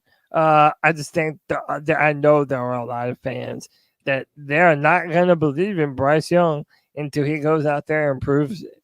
And I think right now there's a lot of people that do believe Bryce Young is a bust. Some people think I'm one of them. I swear I'm not. But Bryce didn't do anything to inspire any kind of confidence. And with the type of expectations that we had, were they too high? Absolutely. That goes without saying. But just to not have so much for fans to be able to buy into in the future, that was a tough blow considering all we gave up for him. Now the entire conversation has moved to what can we put around him over the course of this offseason to help make his time here in Carolina a little easier. I just hope Dan Morgan can do it, man. I'm pulling for him. Jay Doe, I'm not really sure why you're going so hard in the paint in the chat right now. So look, it's okay to have opinions and have good fun. I don't know if it's necessarily the best strategy, just attack, charge or block. I didn't even realize that he was going. And it's just a little hard in the paint. I don't know. I haven't been following it closely, so let's we're building a community here together. Yeah, we can talk everything we want about football, but don't talk about other people and keep the personal shit out of it. And everybody's going to be all right. Let's go to Joey the Blind Panther, aka Wakanda Forever. Hey guys, it's the ground now, aka Joey the Blind Panther. And I want to talk to you guys about Dave Canales, just like everybody else wants to talk about Dave Canales. You know what? For what we're trying to do, we're trying to build around Bryce Young. You really can't get much of a better hire outside of guys that aren't going to want to come here because, reasons. But Dave Canales, look at the track record he's had. He's taken two quarterbacks that no one really believed in Geno Smith and Baker Mayfield, and turned them into playoff quarterbacks. And we all know why Baker Mayfield wasn't believed in. Oh, believe me, do we know it all too well? And Dave Canales took that bum and turned him into, and put him at the center of an offense that put up 31 points in a playoff game. Granted, it was a falling apart Eagles team, but it was still an offense that put up 31 points in a playoff game. Okay? Last year with Geno Smith, wild card playoff game. They didn't win because they were playing the 49ers, and they got beat because that's what everybody does. But and now I want you to look at height of the quarterbacks. Geno Smith, 6'3". Baker Mayfield, 6'1". Bryce Young, 5'10". But I think he has the mental sharpness of a veteran, but he's not up to spec. His knowledge isn't up to spec on some things. And I think Dave Canales can really help Bryce Young, really help get the most out of him. Take a guy that no one believes in right now, and take him to the promised land. Take us to the promised land. Believe me, we'll go to the promised land with freaking El Chapo. You know, as long as we get there, we don't care. But I love the hire. I think it's great for the Panthers, especially our offense. And have you ever heard of this guy named Mike Evans? I think he used to play for Dave Canales, and I think he has 10 straight 1,000-yard seasons, and we're trying to get him to come here. Anyway, guys. Wow. I really can't see Mike Evans coming here, to be honest. I agree. Why not? If his entire career in Tampa, he's a lock Hall of Famer. I just don't think. I mean, is like, if anything, he wants to go to a contender. Yeah, he's going to go to a contender, but I also think he's built that chemistry with Baker Mayfield. And let's be real about it. He's not going to go to a team that has a quarterback that isn't proven right now. Like, and he was already kind of voicing his concerns about that when Baker got there. Right. Is you either going to give me the money to stay here, or I'm going to go get it on a team that is competing. And it was just that he got another 1,000-yard season because they ran that offense through him so much. I think it was good. I just say, it just seems like I would hate for a guy that is, I'm sure Tampa Bay fans would not be happy with Mike Evans and his legacy if he went to a division rival like that. The other thing I wanted to mention about Dave Canales' offense, and I'm really excited about it for Carolina in some ways. And, obviously I'm excited about any offense in Carolina because we haven't had any.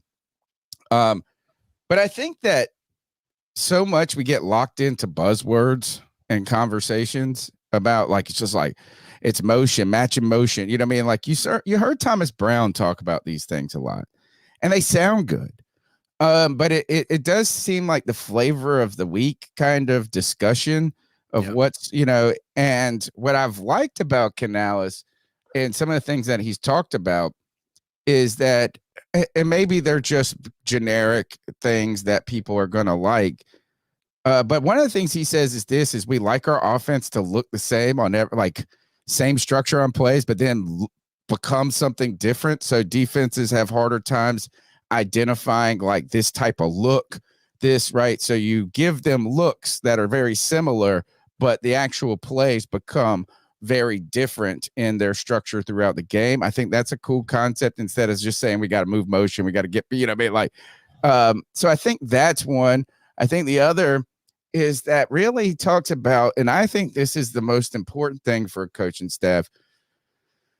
And if you look at even, I think if you look at Mike McDaniels in Miami, is that, yes, he has these guys that are speedsters, that are different things that, and you can just be like, we're going to pass it 9 million times a game and just, but I think he continues to play to his players' strengths a lot. And I think that's what real coaches do the best coaches is they don't become system guys. They don't become so locked into something where they got to find players to match their system, but they get good players and they marry their offensive ideas and philosophies, but to the strength of those players. Right. Yeah. And so you see him did that with Baker Mayfield. You saw, he talked a lot about this and doing the things that Baker does well. You heard him in his Tampa Bay, like in that little movie thing they were putting on. He talked a lot about that. And I think that's really important in coaching, period. And we had some people talking earlier. Greg Olsen was even a critic about how the offensive scheme didn't do Bryce any favors. right? And I don't know. I feel bad being so hard on Frank Reich, but like, I don't know if Frank Reich really had a scheme. You know, I mean, it just didn't really feel like there was any real continuity to what they were trying to do. And if there was any, it wasn't really playing to the strengths of his players. And so I'm hoping that's what some of the benefits of Dave Canales can bring to this, instead of just thinking I'm the offensive genius, you know, I mean, I feel like probably Andy Reid does this well. You know, Yeah, is putting that your players in a position to be successful, Yeah. making those adjustments. I feel like we haven't had a head coach that can make meaningful adjustments in years and years. Prime Rivera, maybe, and even then it was iffy. Yeah. So we're hoping, I mean, because players win the games, you know, is that, yes, Andy Reid, these guys are all great head coaches. And obviously, Kyle Shanahan's and these guys are getting a lot out of their players, but the players win the games. And I think that, I mean, you can see that what Kyle Shanahan has done is he's had success with Matt Ryan. He's had success with RG3. He's had success with Brock Purdy now. And they're all different players. And you've got to find a way to get to move the ball, to score, and create opportunities for these guys. And I'm hoping that Canales is going to bring that to the table. That's all we can hope at this point.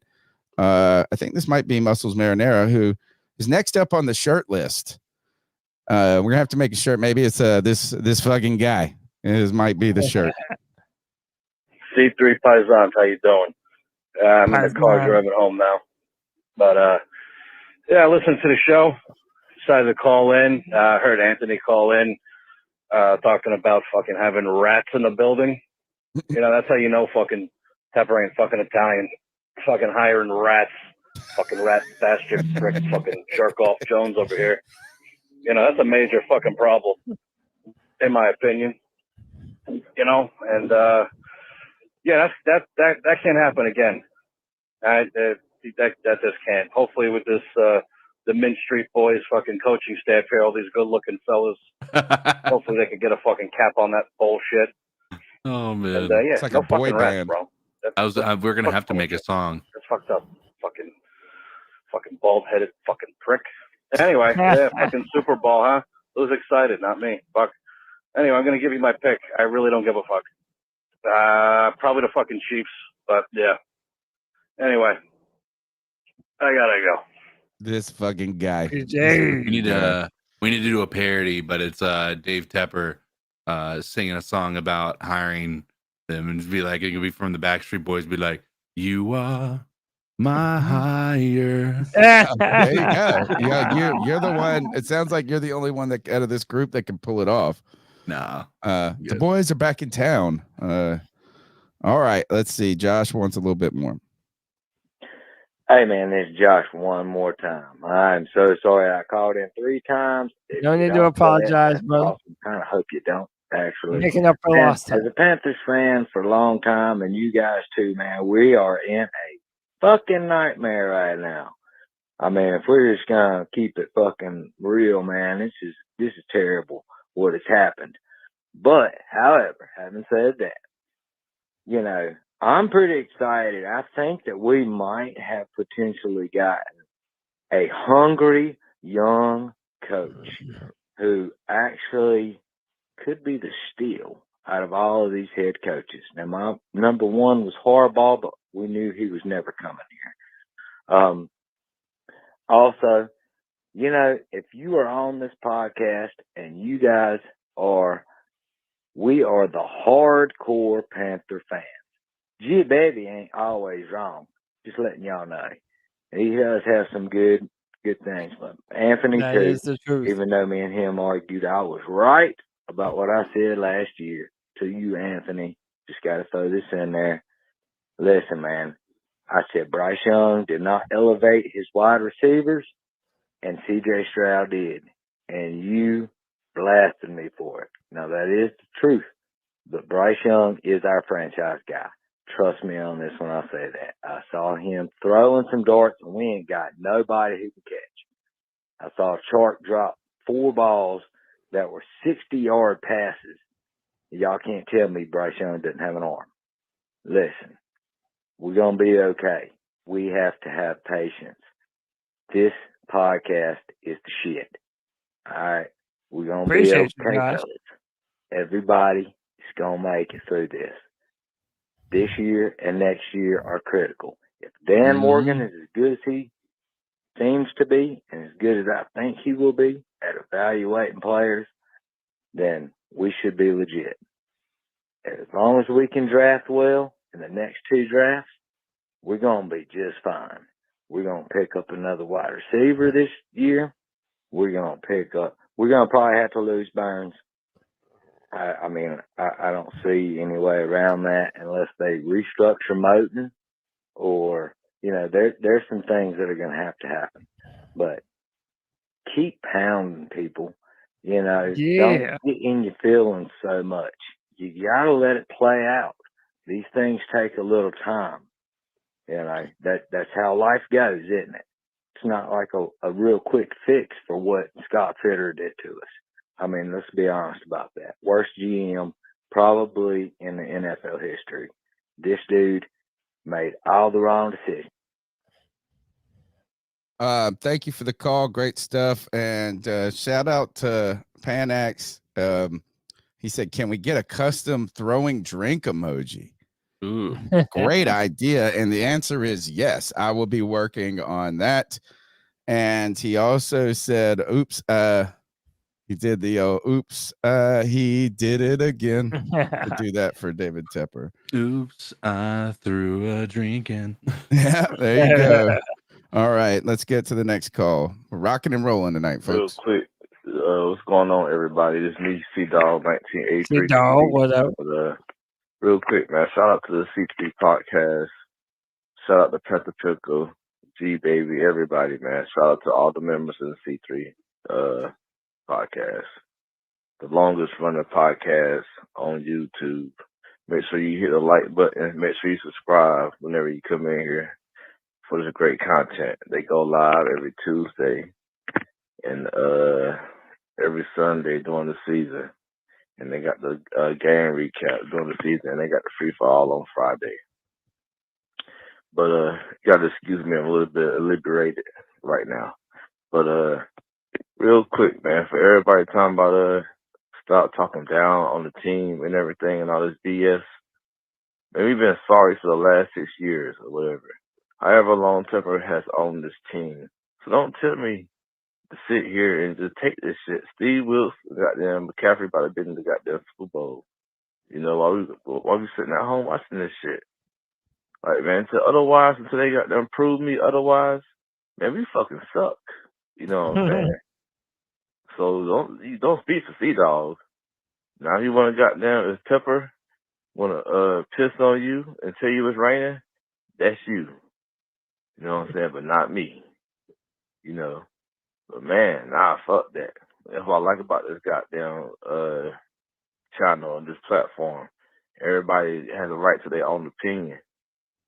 But just me, C-Dog, man, A3 TV, fuck that shit, man.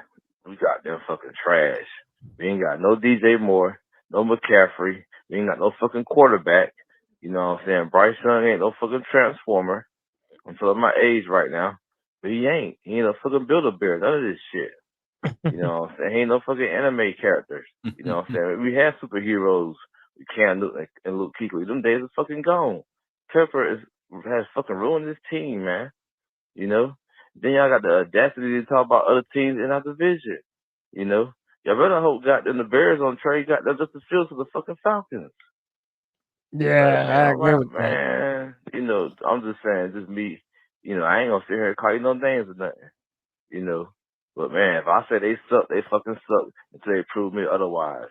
If I say Bryce Young is trash, Bryce Young is fucking trash to fucking otherwise. You know what I'm saying? That's my fucking goddamn opinion. What the fuck? Let me just sit here and take this bullshit. Now you sit here and take that shit there. You know what I'm saying? If I go to a restaurant and got them a 5-star restaurant and spend my goddamn money, I spend for that shit to goddamn be 5-star. They can't bring me out those goddamn bullshit McDonald's shit. Like, come on, what are we talking? Look, I think C Dog, man, first, we always thank you for your support, man. A great member of the C3 community. But like we've always said, is we ain't going to tell anybody how to fan up in here. You know, it's like there is plenty of reasons for you guys to have the opinions that you got, you know. So I'm not going to tell you how to think. And I certainly don't want people to think like me. I love the diversity of conversation that we always bring, and I think that's what makes a lot of the show pretty good. So, all right, let's go to the next call.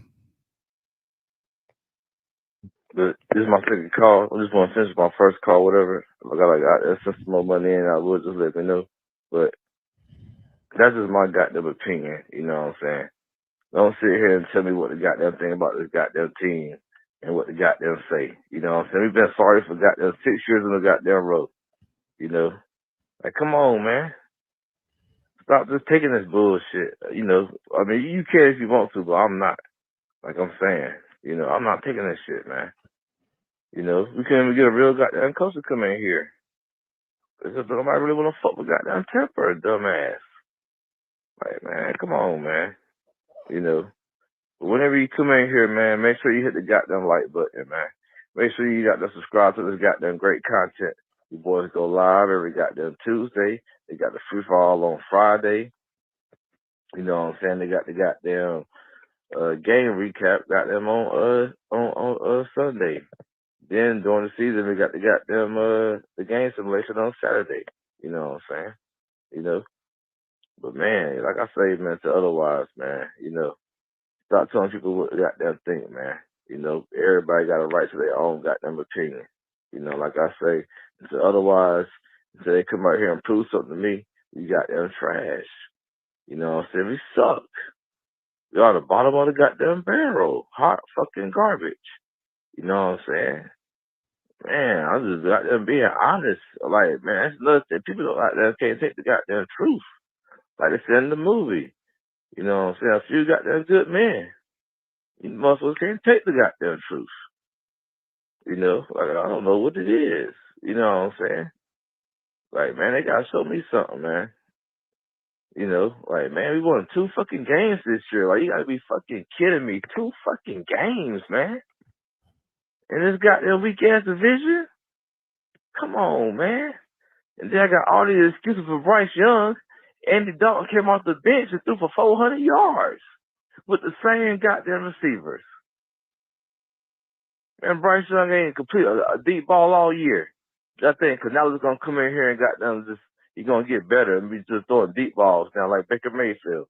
No, he don't got an arm. I told you in the NFL you gotta throw receivers open. Word up, man. But man, whenever you come in here, make sure you hit the motherfucking like button, man. Make sure you subscribe to this great fucking goddamn content. C-Dog1983 TV up. Thank you for your support. C-Dog. I mean, the drink emoji should be live, guys. I made one real quick. We can tweak it in the future, but threw one together real quick. See if it's popped up for you guys. It might take a moment, maybe YouTube. I did hit save. Go ahead, Cody. No, I was just saying that at this point in time, dude, everybody's going to argue about Bryce until, like C-Dog said, until proven otherwise. Yeah. A lot of people think that he's a bust, and that's not going to change until we actually get the right pieces to make it change. I have said, though, that if Bryce is a system quarterback, I'm happy that we've got the guy to put the right system around him. I think Bryce can be successful. We have to upgrade this team, man. And we have to implement a culture of wanting to kick ass. Like actually wanting to go out there and dominate and be aggressive and getting angry that everyone just sees us as the bad news Panthers that you can write off as a W on your schedule. We need some aggression on this team. Speaking of that, did you see what Steve Wilkes put up? Got it towards the end. Here it is Steve Wilkes. He mentioned is going to the Super Bowl, heading to the Super Bowl. Now, Steve Wilkes has not had the most glorious time in San Francisco. And look, first, I'm very happy for him. I think he's a great coach. I think he's a good defensive mind. I think he's probably doing what he thinks is best with his team. Because we've seen Steve Wilkes adjust in a couple of different ways, right? I mean, he ran a lot of zone for the Carolina Panthers last year. He's run a lot of zone defense in San Francisco because, he thinks, I guess, you can win with the front four. But we saw when Wilkes was the defensive coordinator before he was hired to the Arizona Cardinals blitz at the highest rate in the entire league. So I don't think he's a one-trick pony. But he put this up after their trip to the Super Bowl. And he says, as I look back on my life, I realized that every time I thought I was being rejected from something good, I was actually being redirected to something better. Oh, shots fired, man. Yeah. So, damn. That is, and look, is now Christian McCaffrey's headed to the Super Bowl. I don't really count that Sam Darnold's headed to the Super Bowl. He hasn't done anything there. But CMC, I mean, are you guys going to root for the 49ers in this? And I don't know who I'm going to, if I have a dog, like, I just don't think I'm picking against the Chiefs anymore. I picked against the Chiefs with the Bills. They beat the Bills. I picked against the Chiefs with the Ravens. They beat the Ravens. Travis Kelce's walking right into the Hall of Fame after this season if he retired. And Patrick Mahomes isn't far behind him. Oh, no. I mean, Patrick Mahomes is already breaking that discussion of, is he better than Tom Brady? He doesn't have the number of accolades, but if you look at the number of years that he's spent in his career versus what Tom had done to the same number of years, it's close, if not in favor of Pat. So, I mean, I want the 49ers to win. I do. I want to see CMC get a Super Bowl ring. I want to see Steve Wilkes get a Super Bowl ring. How funny is it that Mike Shanahan and Ed McCaffrey won a Super Bowl together, and now both of their sons have a chance to do same thing. Great point. That's pretty cool too. So, it's a cool opportunity for the boys. And again, after everything CMC went through as a Panther, Matt Rule just completely misjudging the amount of times to use him and not use him in practice and in the game. I mean, I'm pulling for him, man. And Steve Wilkes could have been a head coach here in Carolina and definitely would have been better than Frank Reich, knowing that now. Have they picked the Rookie of the Year yet? I mean, the Offensive Player of the Year yet? No. I feel like they don't factor in the playoffs, though, when they make that decision of, like, NFL MVP. Well, who's the MVP now? Like, now that everybody's lost it to Patrick Mahomes, are you really giving the MVP? Christian McCaffrey. Do it, dude. CMC for MVP, baby. I just don't know if the MVP, I think they announced it before the Super Bowl. I'm not sure. Was it Cam announced the MVP before our Super Bowl? Yes, they announced it a couple of days before. I feel like they generally base it on their regular season performance. Now, Christian McCaffrey had a regular season performance that was deserving, but a lot of people believe that Lamar Jackson's going to be that MVP. Even Patrick Mahomes believes that. But I wonder if somehow Christian McCaffrey can be that MVP. And it would be nice to see somebody who's not a quarterback get it for once. Yeah, that's what I'm saying. And it's been forever since a running back has won the MVP award. Who was the last MVP? Was it a non quarterback? Yeah, Adrian Peterson. He won he won MVP, right? I have no idea who the last MVP. I'm sure the chat will get it. I'll Google it too. Who was the last MVP at a non-quarterback position? Let's go to Marshall Faulk. God, that's way back in the well, dude. Is that how far back it goes? goes? C3. No, Adrian Peterson. Yeah, 100%. It's got to be Adrian. Okay. Al, what's going on with you guys? Yeah, we definitely don't need to go get a free agent wide receiver because it's not necessary. But we do need to draft properly and build a team. I like the way the I guess the front office, you would say, is going with the coach and with Dan Morgan. I like the way that's going. And I mean, we'll be good, bro. We just got to give Bryce one more year to suck it up, and then we get a new quarterback, and then we can rebuild it. And we can rebuild properly, and we'll be straight, bro. You guys need something to watch on TV, man. Go watch that Griselda on Netflix. It's good. That bitch is crazy. Yeah, I like it. Griselda. What is that? Is that what you talked about last week? No, the Griselda is about Griselda Blanco, the Medellin drug cartel chick that came to Miami in the 1980s.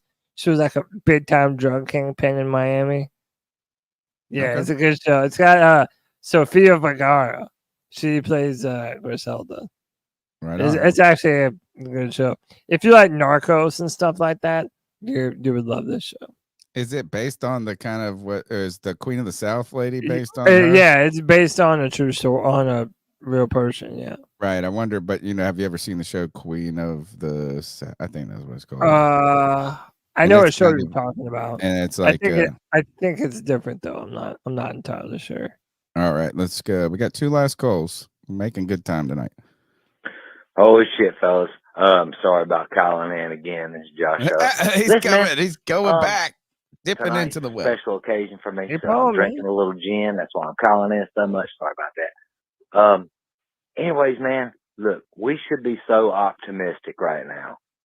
I really think this Canales guy, man, he's young. He's kind of, look, I mean, when you look at what happened with Ben Johnson and everything else, man, I think we made the right choice on this one. I think this season feels a lot different, and, this is going to be a little slow build if everybody can just be a little patient with it. Anyway, sorry about calling in.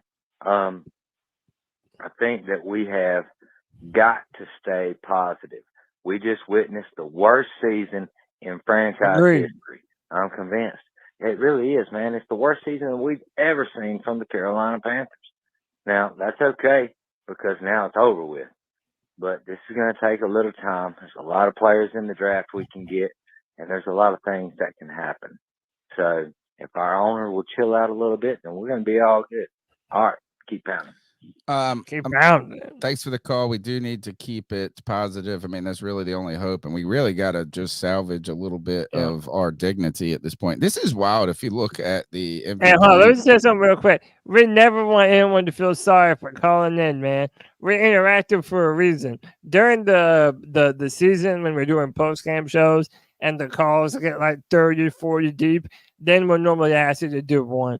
But on nights like tonight, man, hey, we want to hear from you. We're happy that you're deciding to spend your Tuesday nights chilling with us, man. And we're going to need you all off season, right? So keep them coming because we're going to continue to do this each and every week. There's a couple of months in there where we're not going to have a ton of news to talk about.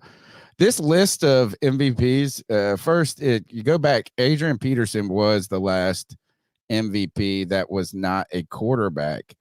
Then it's quarterback before him. 11 was Aaron Rodgers. 10 was Tom Brady. 9 was Peyton Manning. 08 was Peyton Manning. 07 was Tom Brady.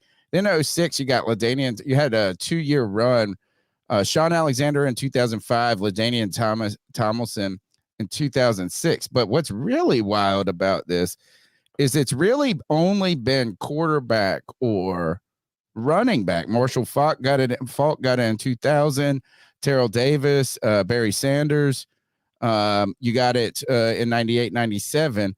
The last time a non-quarterback, non-running back was 1986 with Lawrence Taylor. Defensive player got MVP. But I don't know what the hell happened in 1982. But Mark Mosley, place kicker, Washington Redskins, MVP. How is that possible? Is that a typo? Wait, say it again? 1982, Mark Mosley. Mosley, place kicker, Washington Redskins. How is a place kicker the MVP of the league? That's fucking bizarre. What the hell happened that year? And who was this guy? Did he step in and become a quarterback for him or something? I'm gonna have Daniel says a strike season. Oh, the strike season. Oh man, I'm gonna have to ask my friend Clip because he's a Washington Redskin who was he played for. Interesting. All right. Let's see. This is the last call of the night for right now, I think. And what's up? It's the real AP. What's up, my man? To follow up on what C-Dog and D Optimistic Prime. That's my dude. Yes, sir. We got to look at we've accomplished so much as a team in such a short span of time. Like what are we in, like 28 seasons now?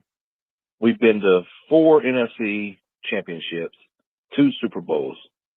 Yeah, we come up empty, but I'm very optimistic about it.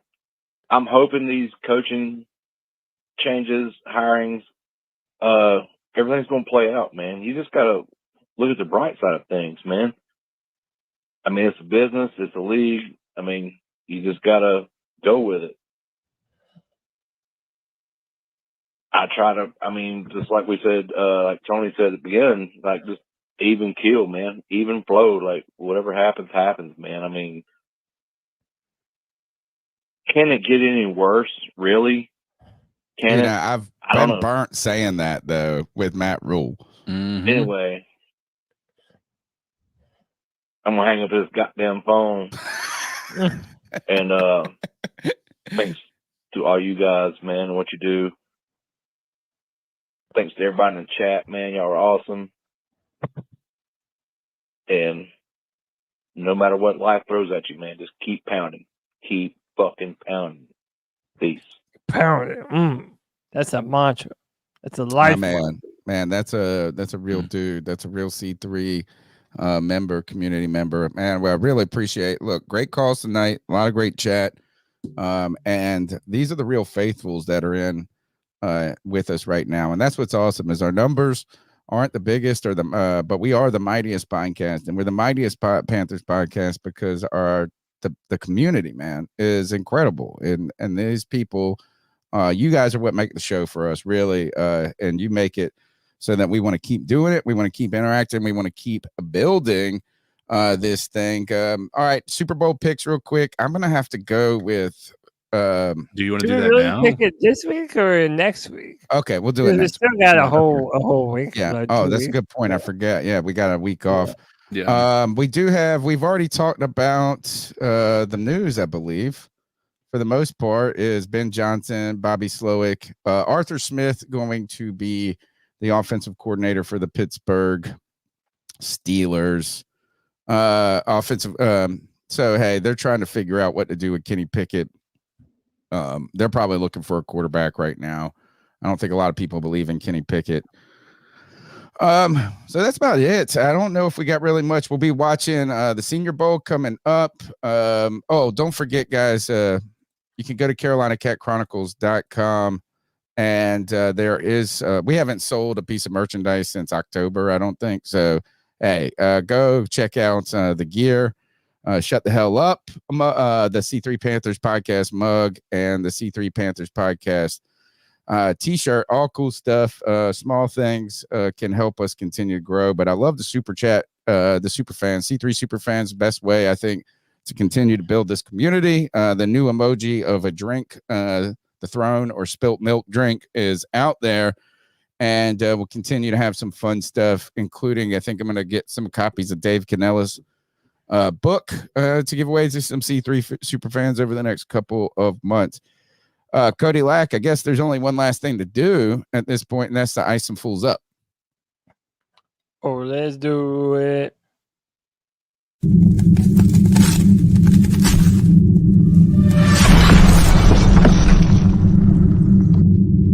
Ice up, son. Ice up.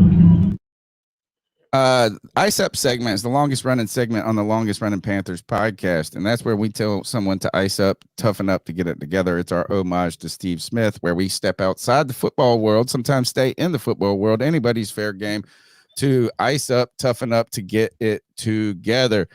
Cody Lack, what you got for us? You got yeah, go first. I'm okay. still trying to find. My number one ice up pick goes to car prices, right? And I don't really believe it was the cash for clunkers that really drove car prices through the roof. Maybe that did contribute. I don't think it's as simple as that. I think it's probably just the expansion of financing that has really led to car prices getting more and more. I mean, now a new car, like you could go buy a truck, it's like $100,000. They're financing cars for 10 years, brand new. My truck, which is a 2014 full-size Chevy Silverado, it's not even the four-wheel drive window. Good mileage on it when I bought it, was $28,000. I needed a truck that could carry my family, and also I live out kind of like a big property. I got to haul shit. We live outside the city limits, so it's just very useful. I've had to finance that bitch for 8 years. You know, I mean, and you're talking that put the payment down to $450 or something like that. I mean, that's crazy to finance a used car for 8 years. When I was coming up in the 90s, the longest you could really finance a used car was for 2 years. So I think the expansion of financing has driven up used car prices. But you're talking about paying this guy. When we stopped at a car lot, and I'm trying to just buy it from an individual is my goal for my son. And I stopped at this small dealership. The guy was like, it's hard to find a used car for under 10,000. I was like, what the fuck? I mean, you're talking dipping back to a 20-year-old car for something that's like $3-4 grand, which is insane. So I'm gonna ice up car prices. The other thing I want to ice up is BYU. They made the kids take off the horns down t-shirts at the basketball game. Like, so each person had a letter and it said horns down. And they were playing Texas, and Texas has got to be the softest ass fan base. So I want to ice up BYU for catering to them. And then the coach says, we're not about that. We're not that type. I guess they are Mormon religious school, but let the kids tease the other team. I mean, it's not out in such poor taste. And I wish those kids, I saw a great tweet where they said they should have painted it on their chest as well. So when they took off their shirts, they still had it. So those are my ice up picks for this week. CK, you got one for us? I did, but I forgot what it was. So okay. Damn it. I'll try to grab it. I had saved this one, and now it's not. I must not have saved it, dude. Okay. All right. Well, ice up to you fellas for not having ice up picks. I know, man. If I find one before, you already did yours. So yeah, this is it. That's the C3 Panthers podcast, brought to you by CarolinaCatChronicles.com, where every Tuesday night we chop up the latest Panthers news and opinions from the fan perspective. We really appreciate your time, your energy, and your support. Check us out on Spotify, iTunes. Now it's YouTube Music now that you got to get it, because they went away from Google Podcast, does not exist anymore. So guys, continue to support the show just by calling in and being a part of the community. Smash the thumbs up button and be a friend, tell a friend, as Pat McAfee used to say. CK, thank you for your time. Cody Lack, thank you, brother, for being the wheelman of this podcast and producing it and doing a great job with the comments and all the things you do behind the scenes that people don't see. Why don't you take us out of here, my man? Yeah, man. Look, join us Friday for the free-for-all. I see Josh wanting to come in and make himself known there as well. Hey, Fridays are for the fans, man. Everybody to come on and be able to enjoy the show. Tony, CK, I love you, boys. I wouldn't rather be anywhere else on a Tuesday night than talking Panthers football with y'all. C3 Panther Nation. Until next time, keep pounding.